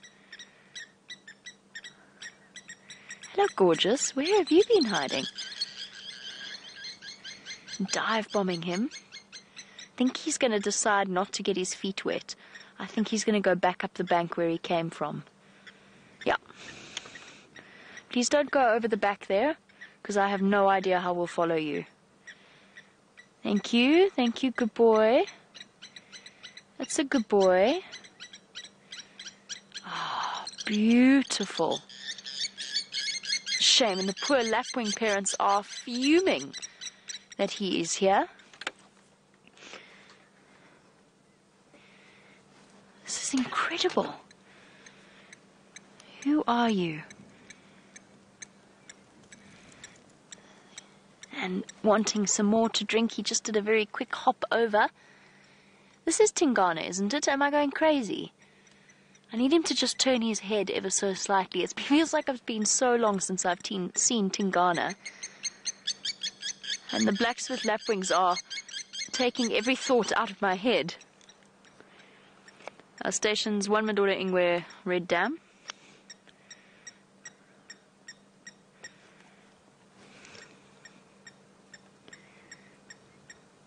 I have no idea if anybody heard me, but I did try. This is absolutely awesome.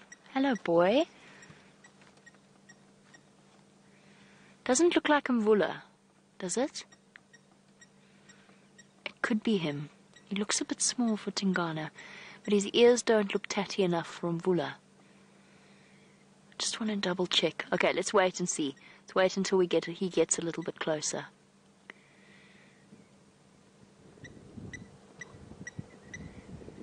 He's clearly very thirsty. Those eyes to me look sort of Mvula-like. But the ears don't look right. Hello, big boy. See the limp? He's not a very comfortable leopard. Something has happened to him. Oh, there they go back, furious that this leopard is here. It's not Mvula. I think this is one hungry looking. Is this Tingana? I think Tingana too. Okay, he's going right behind the vehicle, as you can see. Okay, let's wait for him to be a comfortable distance. Oh, we're about to go into the water. Hold on, everybody. I think Tingana. That's my conclusion. So, welcome everybody on a live safari experience, and this is why.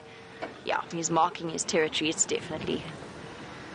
This is why these live safaris are so incredibly exciting, because sometimes you just get these moments with a leopard walking into the sunset that have taken you so by surprise that you just can't begin to believe it. Absolutely awesome. Shame he's got a very nasty limp. Okay, we're just going to reposition slightly.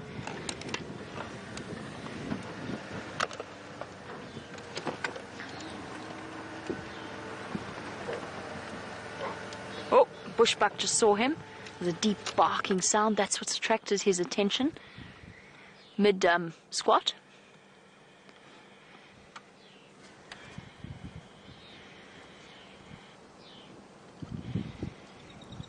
Hi, boy. You were such a nice surprise. Okay, going into the drainage system. Oh, I don't have my box with me, so I don't have my leopard scat collecting vial. But that's okay, we know exactly where it is, so we can come back and grab it at a later stage, because we do collect the leopard scat in order to get a DNA result from each individual leopard. Everything's alarm calling here now. He's about to make life very tricky as he goes through here. Oh, unhappy francolins chirping from the testiculars. That's why it's so important to listen to the sounds of the bush.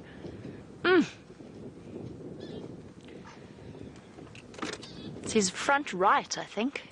Tingana had a limp the last time I saw him, but it was not as uncomfortable looking as this is now. And he is looking quite hungry as well. Before anybody gets too stressed out about,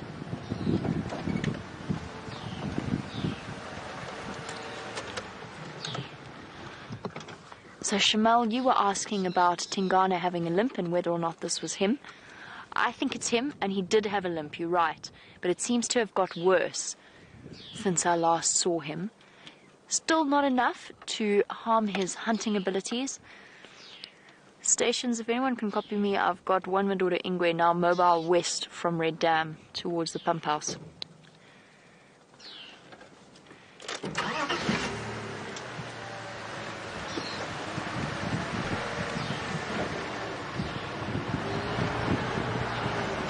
Oh, we're in Wendy. We're on Wendy. I think we're going to lose our signal as we go through here. Oh no, what to do? What to do? He is marking his territory. It's definitely Tingana, by the way. Hello, boy. And we never knew what caused that injury to Tingana's foot or to his leg. We don't know whether it's foot-based or leg-based. He did have a cut there when he was mating with Tundi, and that was months ago. That was obviously more than 3 months ago because she's since had cubs.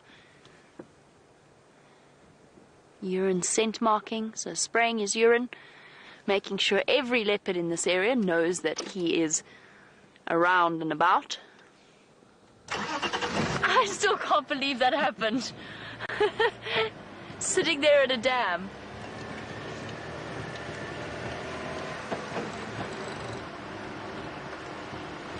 He's right here. Oh, he's going to carry on. For now, Tingana is being incredibly kind to us and taking us on a road. Okay, let me just reposition quickly. That leads us through a drainage line. Yay, Tingana, after so long. It feels like forever since I last saw him.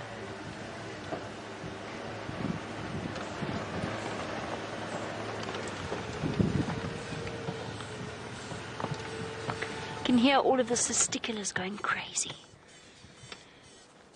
Beep, beep, bzz, bzz, bzz.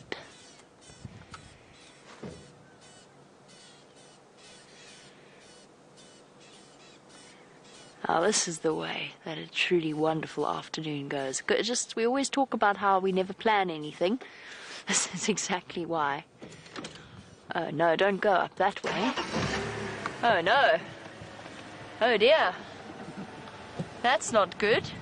I was hoping he would stick in the drainage line, but he is now going off the road and up into an area that no matter one's driving skill, it's going to be incredibly tricky to stay with him.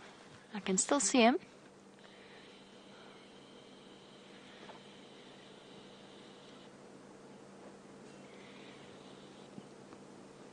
He's stopped there to scent mark. No, go right. The other right. That's not right. Oh dear. Oh wait, hold on, he's sitting down. Yeah.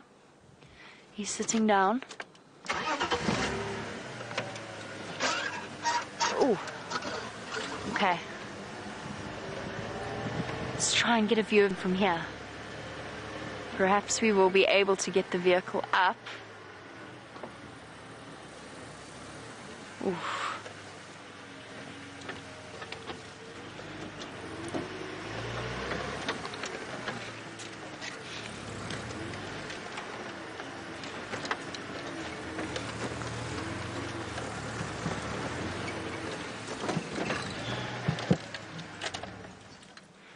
Here he is, sitting, surveying the bush around him.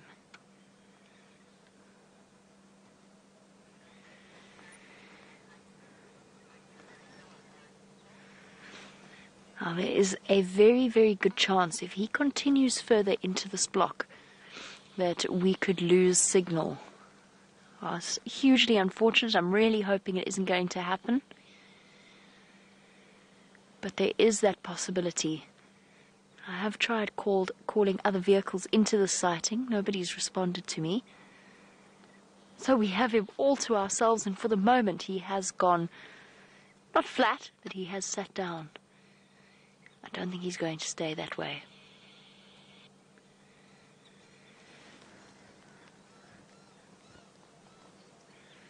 Please don't disappear, boy.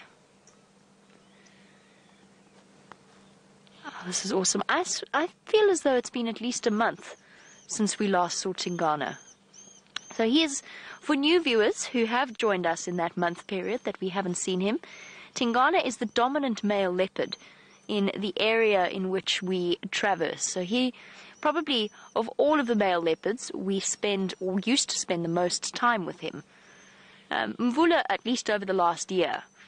Mvula, who we've been seeing recently, used to be dominant over the sort of eastern portion of Jubal, the eastern half of Djuma, and he was pushed out by Tingana moving into his territory. And Tingana is absolutely enormous. Standing by.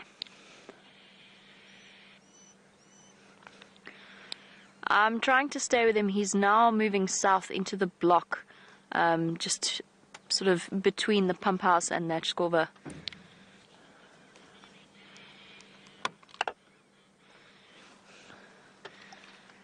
Copy that. You're more than welcome, Sinead. Okay, so she's going to try and come and join us. We're going to try and keep up with him.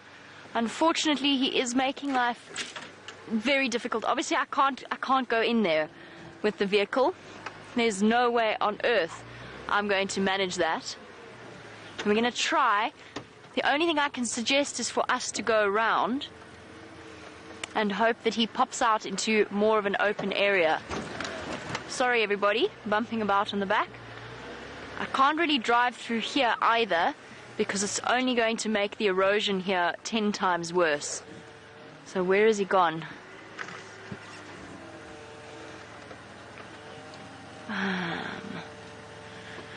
Whew.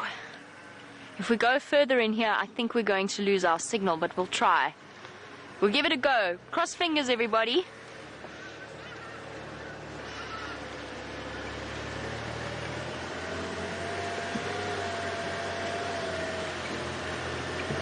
Okay, we can go off here. Hold on. You got him. Got him, thank you. Chandra, that's 9 on most watches. Well done, though. Well spotted. Yeah, left and right. He is absolutely there. We've got a big log to get over, so hold on. Oh, goodness. Ooh.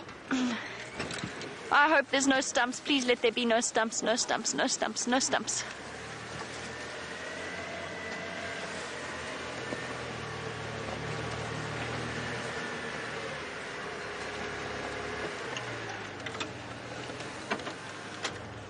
There he is. Awesome.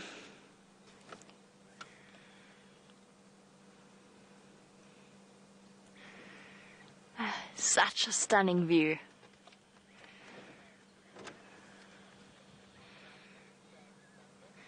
And James Dungan, it's an interesting question. So James has asked, can a leopard get arthritis? I've read up about it. Oh, sorry. I have read up about it.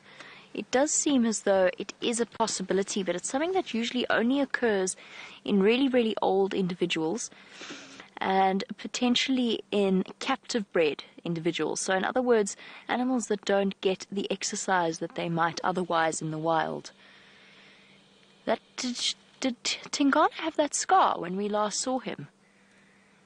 I don't remember that. He is on the hunt. He's very empty-bellied. That flap of skin is starting to show between his back legs.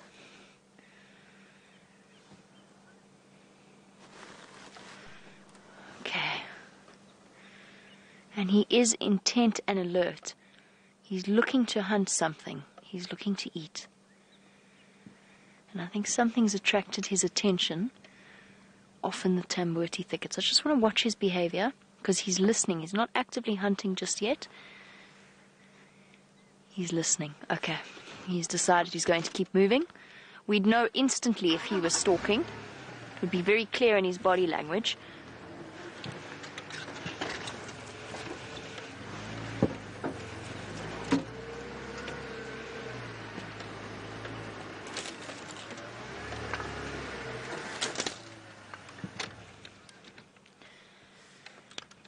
Okay guys, unfortunately my comms are getting really, really tricky to try and hear your questions, so I'm not ignoring you, I promise. And Deborah, Armchair Traveller, I know that you have asked a question. I do also just have to listen for Shanae to try and guide her into the sighting, because it's going to be really difficult as he starts to move into one of the most difficult blocks. Okay. Oh, he saw something. Did he go for it? Did he catch it? No. I think it might have been a Franklin or something similar. We can't follow him through the Tambuti thicket. We've just got to hope he's coming back towards the drainage line.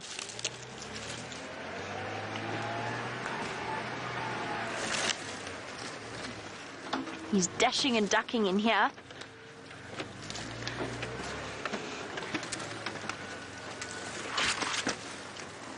Sorry, Jandre. Well done, Jandre. Bravo, Jandre. There's a branch very much aimed at Jandre. He ducked down here. Where is he gone?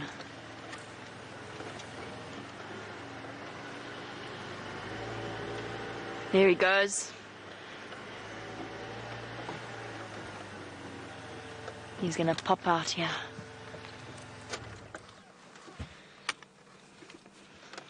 Shanae for Jamie. What's your position?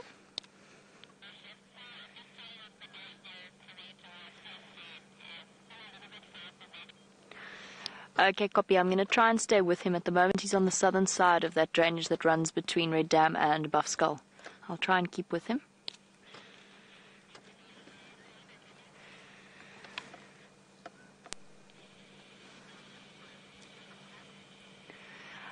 Now, while we have been watching the dominant male leopard of this area, Brent has been very busy searching for other little spotted cats. Let us go and find if he has had any success.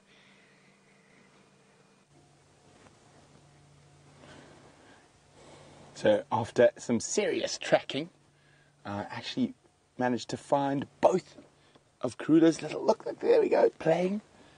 Karula's little cubs and Karula herself, the queen. And times are good for the queen and her cubs at the moment, and times are great for us because, as you saw just up in the top corner, look at that. Oh, it's an adult female impala, and there's a cub on the way up the tree towards it. And you see the tree moving. Now, it is quite late, so we're not going to stay very long. But the difference now between most of the kills we found, and not there's Queen Karula, is that this is in a tree. So it's safe from hyenas, it's safe from lions. Oh, look up at the cub. The cub's made its way to the carcass.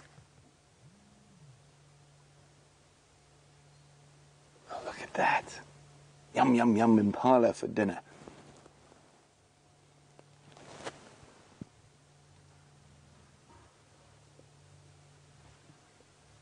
I'm not really interested in eating, more interested in playing.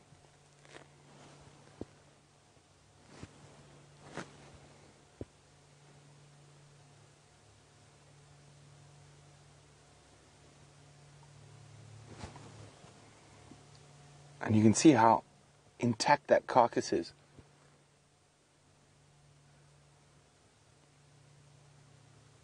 Oh, look at that. So, of course, Dave's going to do some camera magic to make it lighter. We're not going to put any lights, of course, but isn't this absolutely splendid? The cubs seem to be more interested in playing than feeding. The other cub is a little bit lower in the tree. It looks like Queen Karula might actually... No, she's sniffing around at the base.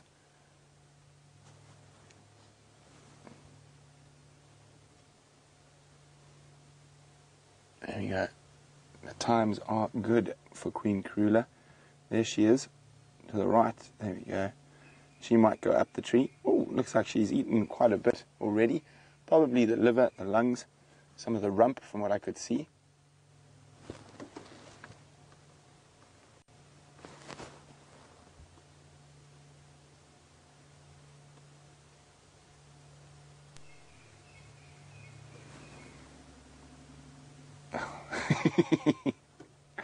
Look, it's practicing attacking impala rather than eating them at the moment.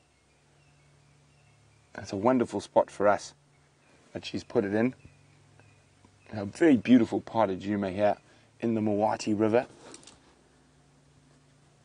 So we actually found her on foot, Herbie and myself. Herbie was following the tracks, and then I walked up ahead of him a little bit, and I managed to spot a Karula actually in the tree watching me, and probably from almost about where we're sitting right now is where I saw her.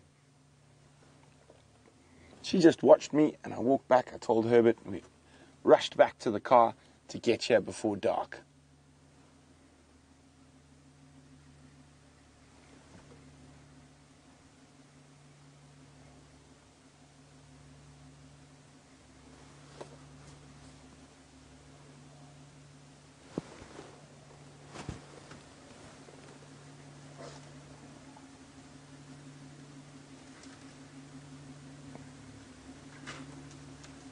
It's so incredible spending times with these young animals as they grow up, and you can watch them hone and develop their skills.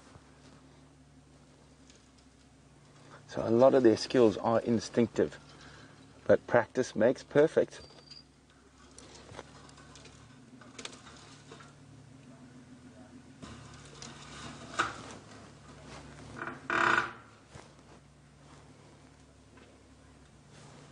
So Mike in Florida is saying, geez, they grow fast.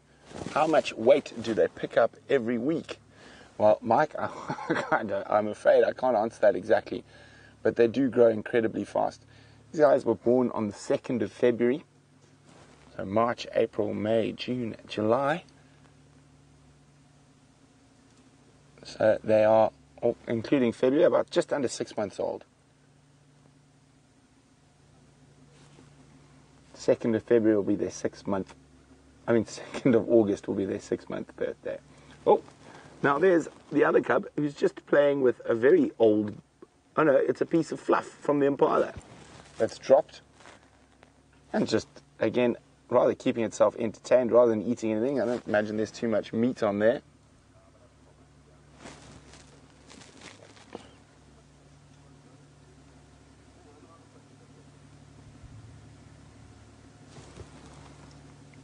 It's like a cat with a fluffy toy. Oh, watching sibling up top in the tree.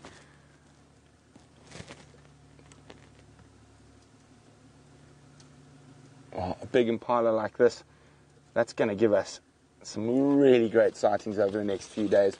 The only thing that might steal it from them is another male leopard. And Jamie's just had Ghana and Arathusa. I'm not sure which way he was going, but I think they should be fine.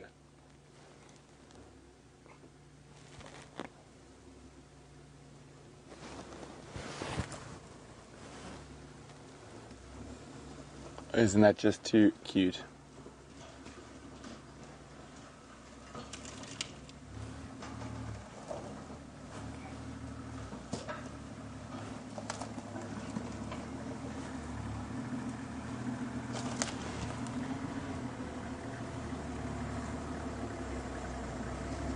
Oh, well, we're going to sit here with these cubs for as long as possible, but Jamie's got one last visual of Tingana.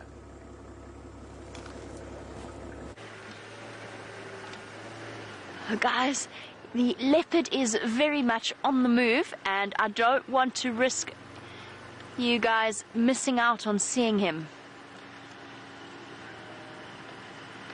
Slowly moving through this drainage system. We've managed to stay with him. What an incredible afternoon. Leopard cubs with a kill. Tingana we haven't seen in ages. So there's a very, very good chance that we are going to miss out. Or not miss out, but not manage to stay with him for the rest of the sunset safari. I'm also trying to direct other people into the sighting. They are coming to join us. We're not going to keep you away from those cubs for too long. He has spotted something.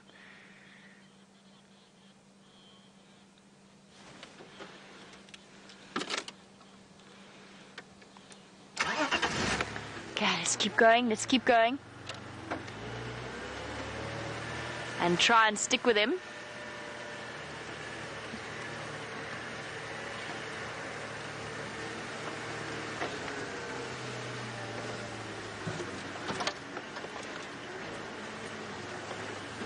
Guys, I just want to check something at the same time as doing this, which is, have I given everybody the right direction?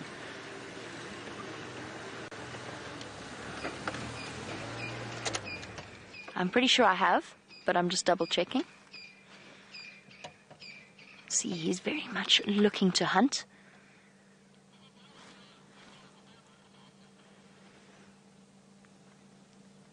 Yeah, no, this is absolutely right. I did give the right directions. Phew. Awesome.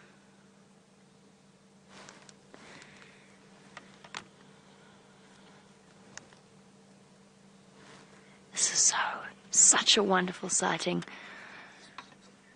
All right, but we don't want to keep you away from another awesome sighting, so we're going to send you back across to Brent and those cubs. Right. Okay, so the one cub's come down. Oh, the other cub's just jumped up on there. There we go. So, as I said, we're not going to put any light. If it looks like there's light in there, it's Dave doing some camera magic. But, as I said, the reason we're staying here a little bit later than we did yesterday, number one is Mom's here. Number two, the killer's in the tree. And they're mostly in the tree, which makes it much, much safer for them.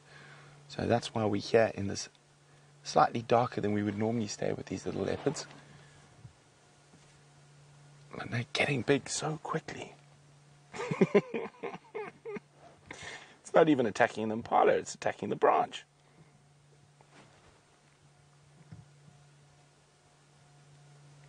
Now, Mom is just sleeping at the base of the tree. We can't see her from here. But we're going to have some very nice leopard sighting over the next 2 or 3 days. Although 2 growing cubs like that, maybe not 3 days, maybe only 2 days before it's finished.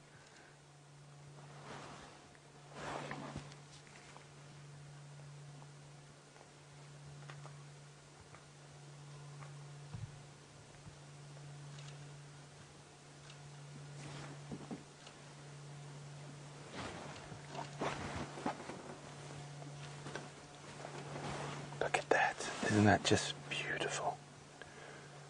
Now it looks like a bit more serious feeding rather than playing. Getting stuck in. Now I'm keeping an eye out for the other sibling in case it decides to come join, but not yet.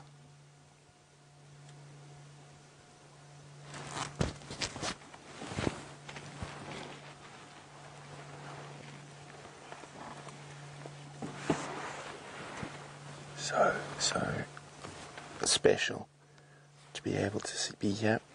I guess we're going to be able to stay here for maybe another 6 or so minutes before we go beyond the camera's capabilities. But while we can, we're going to enjoy this. And I guarantee you, I'm going to be here first thing tomorrow morning.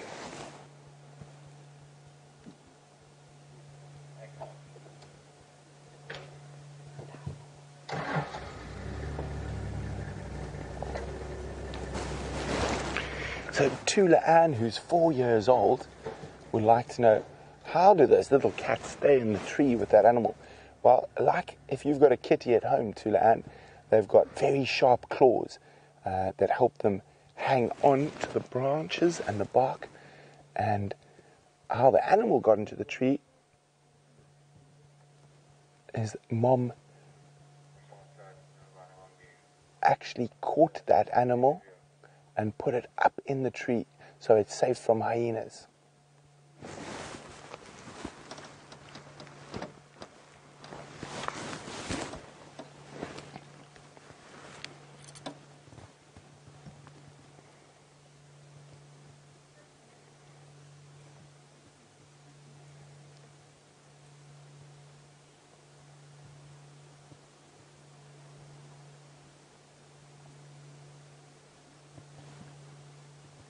So just listening, I'm just trying to see if we can see anything. I don't think we're going to get any better visuals, the light's disappearing. So while we make our way out of here, let's go see how Jamie is doing with Tingana. Linking. Guys, this is going to be the last few moments that we have to spend with Tingana. Now, I brought Shanae into the sighting, so her guests are having a chance to go ahead of us. But as I said, this is going to be the last few moments that we spend with him. I just want to get you across, not keep you away for too long. I also can't hear a thing Rebecca's telling me, so we may not live. But I'm pretty sure we are. Here he goes.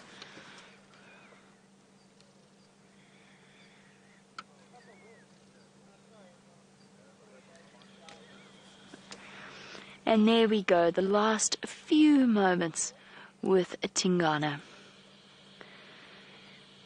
And as he goes off, we're going to pull out and make room for other vehicles coming into the sighting, especially because I can't hear. So I have no idea if we're live.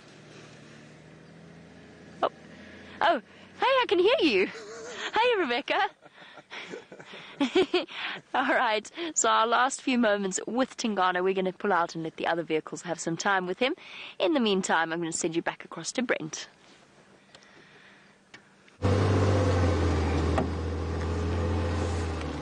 Well, you get to join us in some creative driving.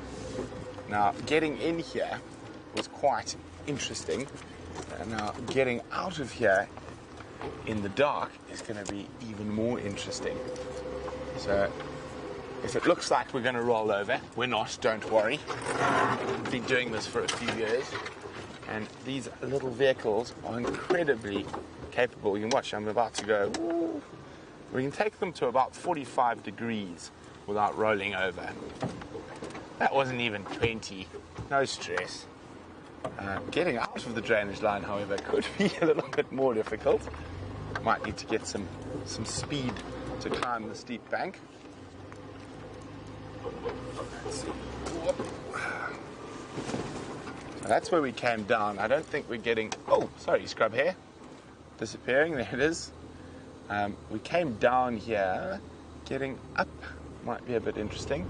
Well, let's have a look. What do you think? Do you think we can do it, Dave? Dave thinks we can do it. I just need to change my angle of approach to go up.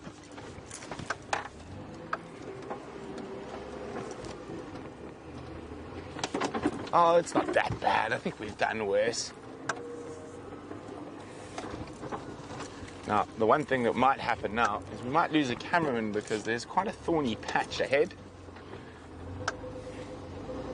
Hold on, guys.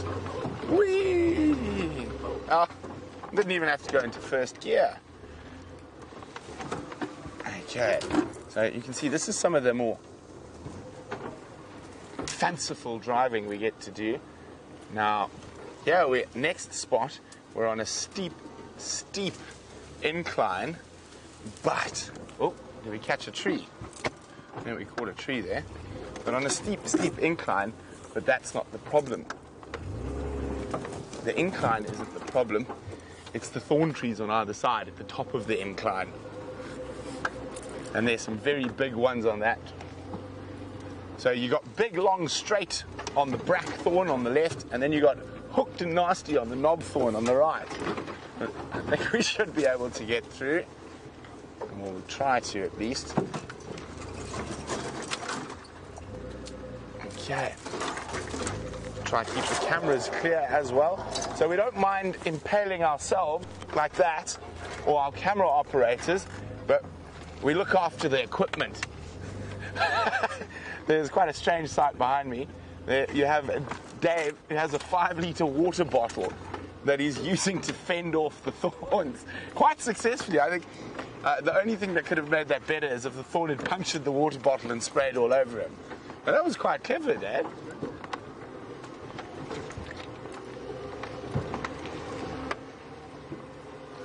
Okay, so you're going to keep with us. As you can see, during the day it's bad, but at night it's even more difficult. But fortunately, we're out of the worst of it. So there's actually a little sightings road or a little 2-track road in here. Many moons ago, we had quarantine with a kill in one of these big jackalberries here. There, that one over there. Well, that was quite a long time ago. So we knew how to get into this area from that particular sighting. I actually found Karula on foot in this area quite a few times, but she's been on the move. Okay, we're nearly out. I'm back onto the road. So the afternoon started off a bit slow on the big cat front. But fortunately, it came true towards the end, and even better. For the first time in quite a long time, we've got a stable leopard sighting in a tree. And it's not just a stable leopard sighting, it's a stable leopard and cub sighting. I can't help but that I'm going to look forward to spending some glorious hours with those wonderful little creatures over the next while they devour that adult female impala.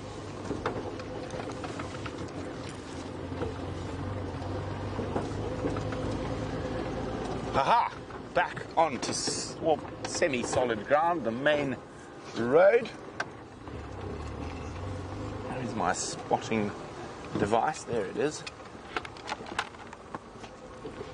Of course it's caught in a radio. Always caught in a radio. But there we go.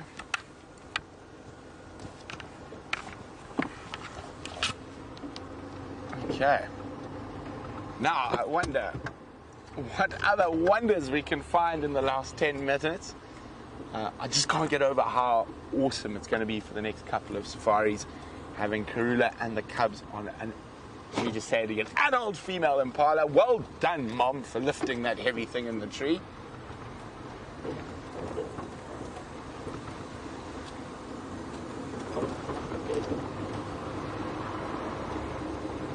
Now, where she is almost halfway between Chele Pan, which has got some water in it, and the Juma Pan. So it's going to be interesting to see which way she goes for a drink, because they will go for a drink after eating quite a lot of meat, and I feel she's probably going to come this way. I think Chele Pan's a little bit closer. And also, probably not so surrounded by grumpy old buffalo bulls.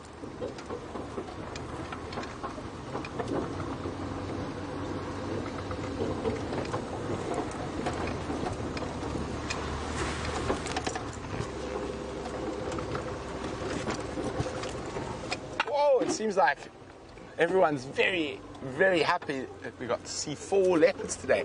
That's our most leopards in a day for quite some time. We've done a few 2s, the odd 3, but not too often do we get 4 leopards in a day. Who knows, maybe tomorrow we can do 5. My record, my personal best in 24 hours was for a film crew a long time ago. And I was guiding the film crew, and they had quite an entertaining host, a crazy American guy from LA. Okay, so there's Herbie's car. Herbie came with us to have a look at the leopard, so I'm saying bye, Herb. Bye. There we go, bye, Herb. Thanks very much. No problem. So Herbie was helping us track.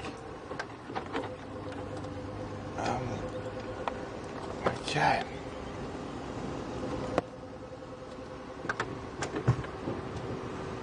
Okay, so as I was saying, my personal best with leopards in a 24-hour period was Renius, who's come up to improve our tracking skills, and myself were working as a team. And I'm just trying to remember, in 24 hours we saw 26 different leopards. We tracked and found all of them. We did hit some luck. We had a male, a female, and 3 cubs in one sighting, so we did have a couple of cub sightings that pushed the numbers up. But my personal best, and that was not looking for leopards. I was moving a vehicle that had come into town in Botswana to get fixed, and it had to get back to our camp in the bush. And it's about 225 kilometers, but it takes you about 9.5 hours due to how thick the sand is and how bad the roads are. And in that 9-hour drive, I saw 7 different leopards. It's Djuma, I'm trying to think what's my best leopards in a day. Probably 4. It's 4 actually. It's 4 in one drive. Not in a day, in one drive is 4. And it was Mvula, Karula, Quarantine, and Kunyuma all in the same sighting.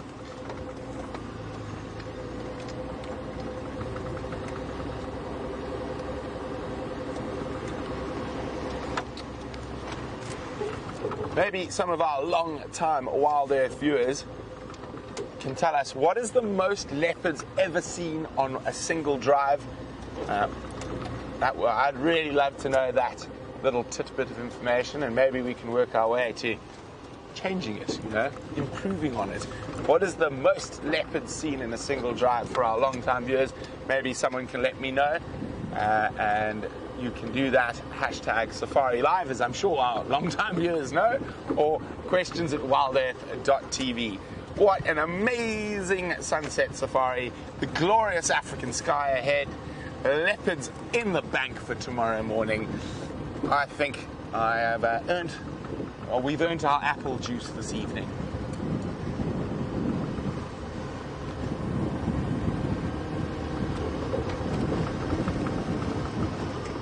Now, wouldn't it be nice to finish off with a nice little nocturnal predator?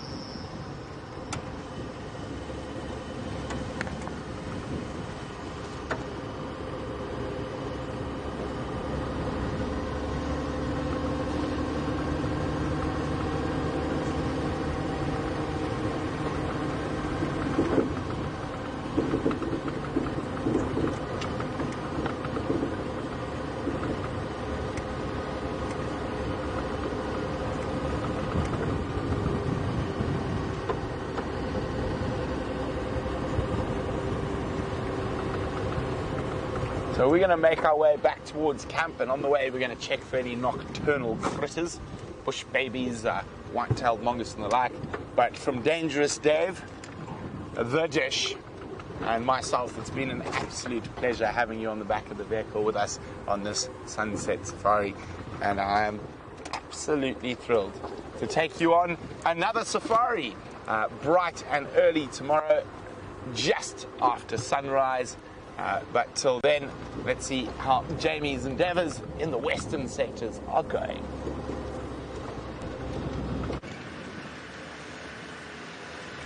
Well, it wasn't the lions we set out to find, but I feel as though our endeavours in the west went really well.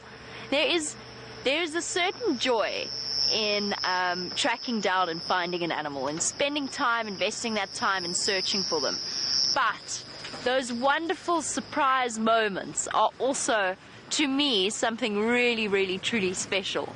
When you're not expecting it, where you're just sort of bumbling along, and you think about, when you look back at them later, you think about how perfect your timing would have had to have been. Because in this soil, I probably wouldn't have seen his tracks walking up along the dam and down to where they went. I definitely would have seen them in the drainage line, but would I have gone that way? Probably not. If we'd found the lions, we wouldn't have found Tingana. Now, it just goes to show how these small little matters of chance start to rack up and change the way that your day goes completely. I, for one, am thrilled that we finally got to see Tingana. It does really, really feel like a long time since we've seen him. And he will be heading out tonight looking to hunt. Of course, he's remarking his territory because the rains came down and washed all of his urine markings away. So he is doing a sort of a patrol, actually, just a patrol of his territorial boundaries to make sure that his markings stay fresh and up to date. It's essentially like updating his Facebook status, but a lot more important and profound in his life. A really, truly a lovely afternoon. As Brent says, it started off quiet, but it certainly then took off with something of a bang. And you know, who knows? We've got another 2 minutes. We could definitely see the lions in that time. My hopes are high now. I feel as though I'm riding very high. I wish I could show you these mountains, and I don't think we're going to get to a view spot in time, unfortunately. It's so beautiful. The sunset is really, really stunning. But we're not going to be able to get to a nice open patch in a time. Oh, no, I've changed my tune. We are going to get to a nice open spot. We've got 2 minutes. We can definitely do this. Hold on, everybody. Hold on, Charles. This is going to be bumpy. We could definitely get to this viewpoint. We have got... There you go, Haley. We've had so many leopards this afternoon, but you wanted a sunset as well. And I think we can... Oh, whoops, no, we can't. There's people there. Hello. Sorry. No sunset for us. We could try one from here. A little bit back, I can.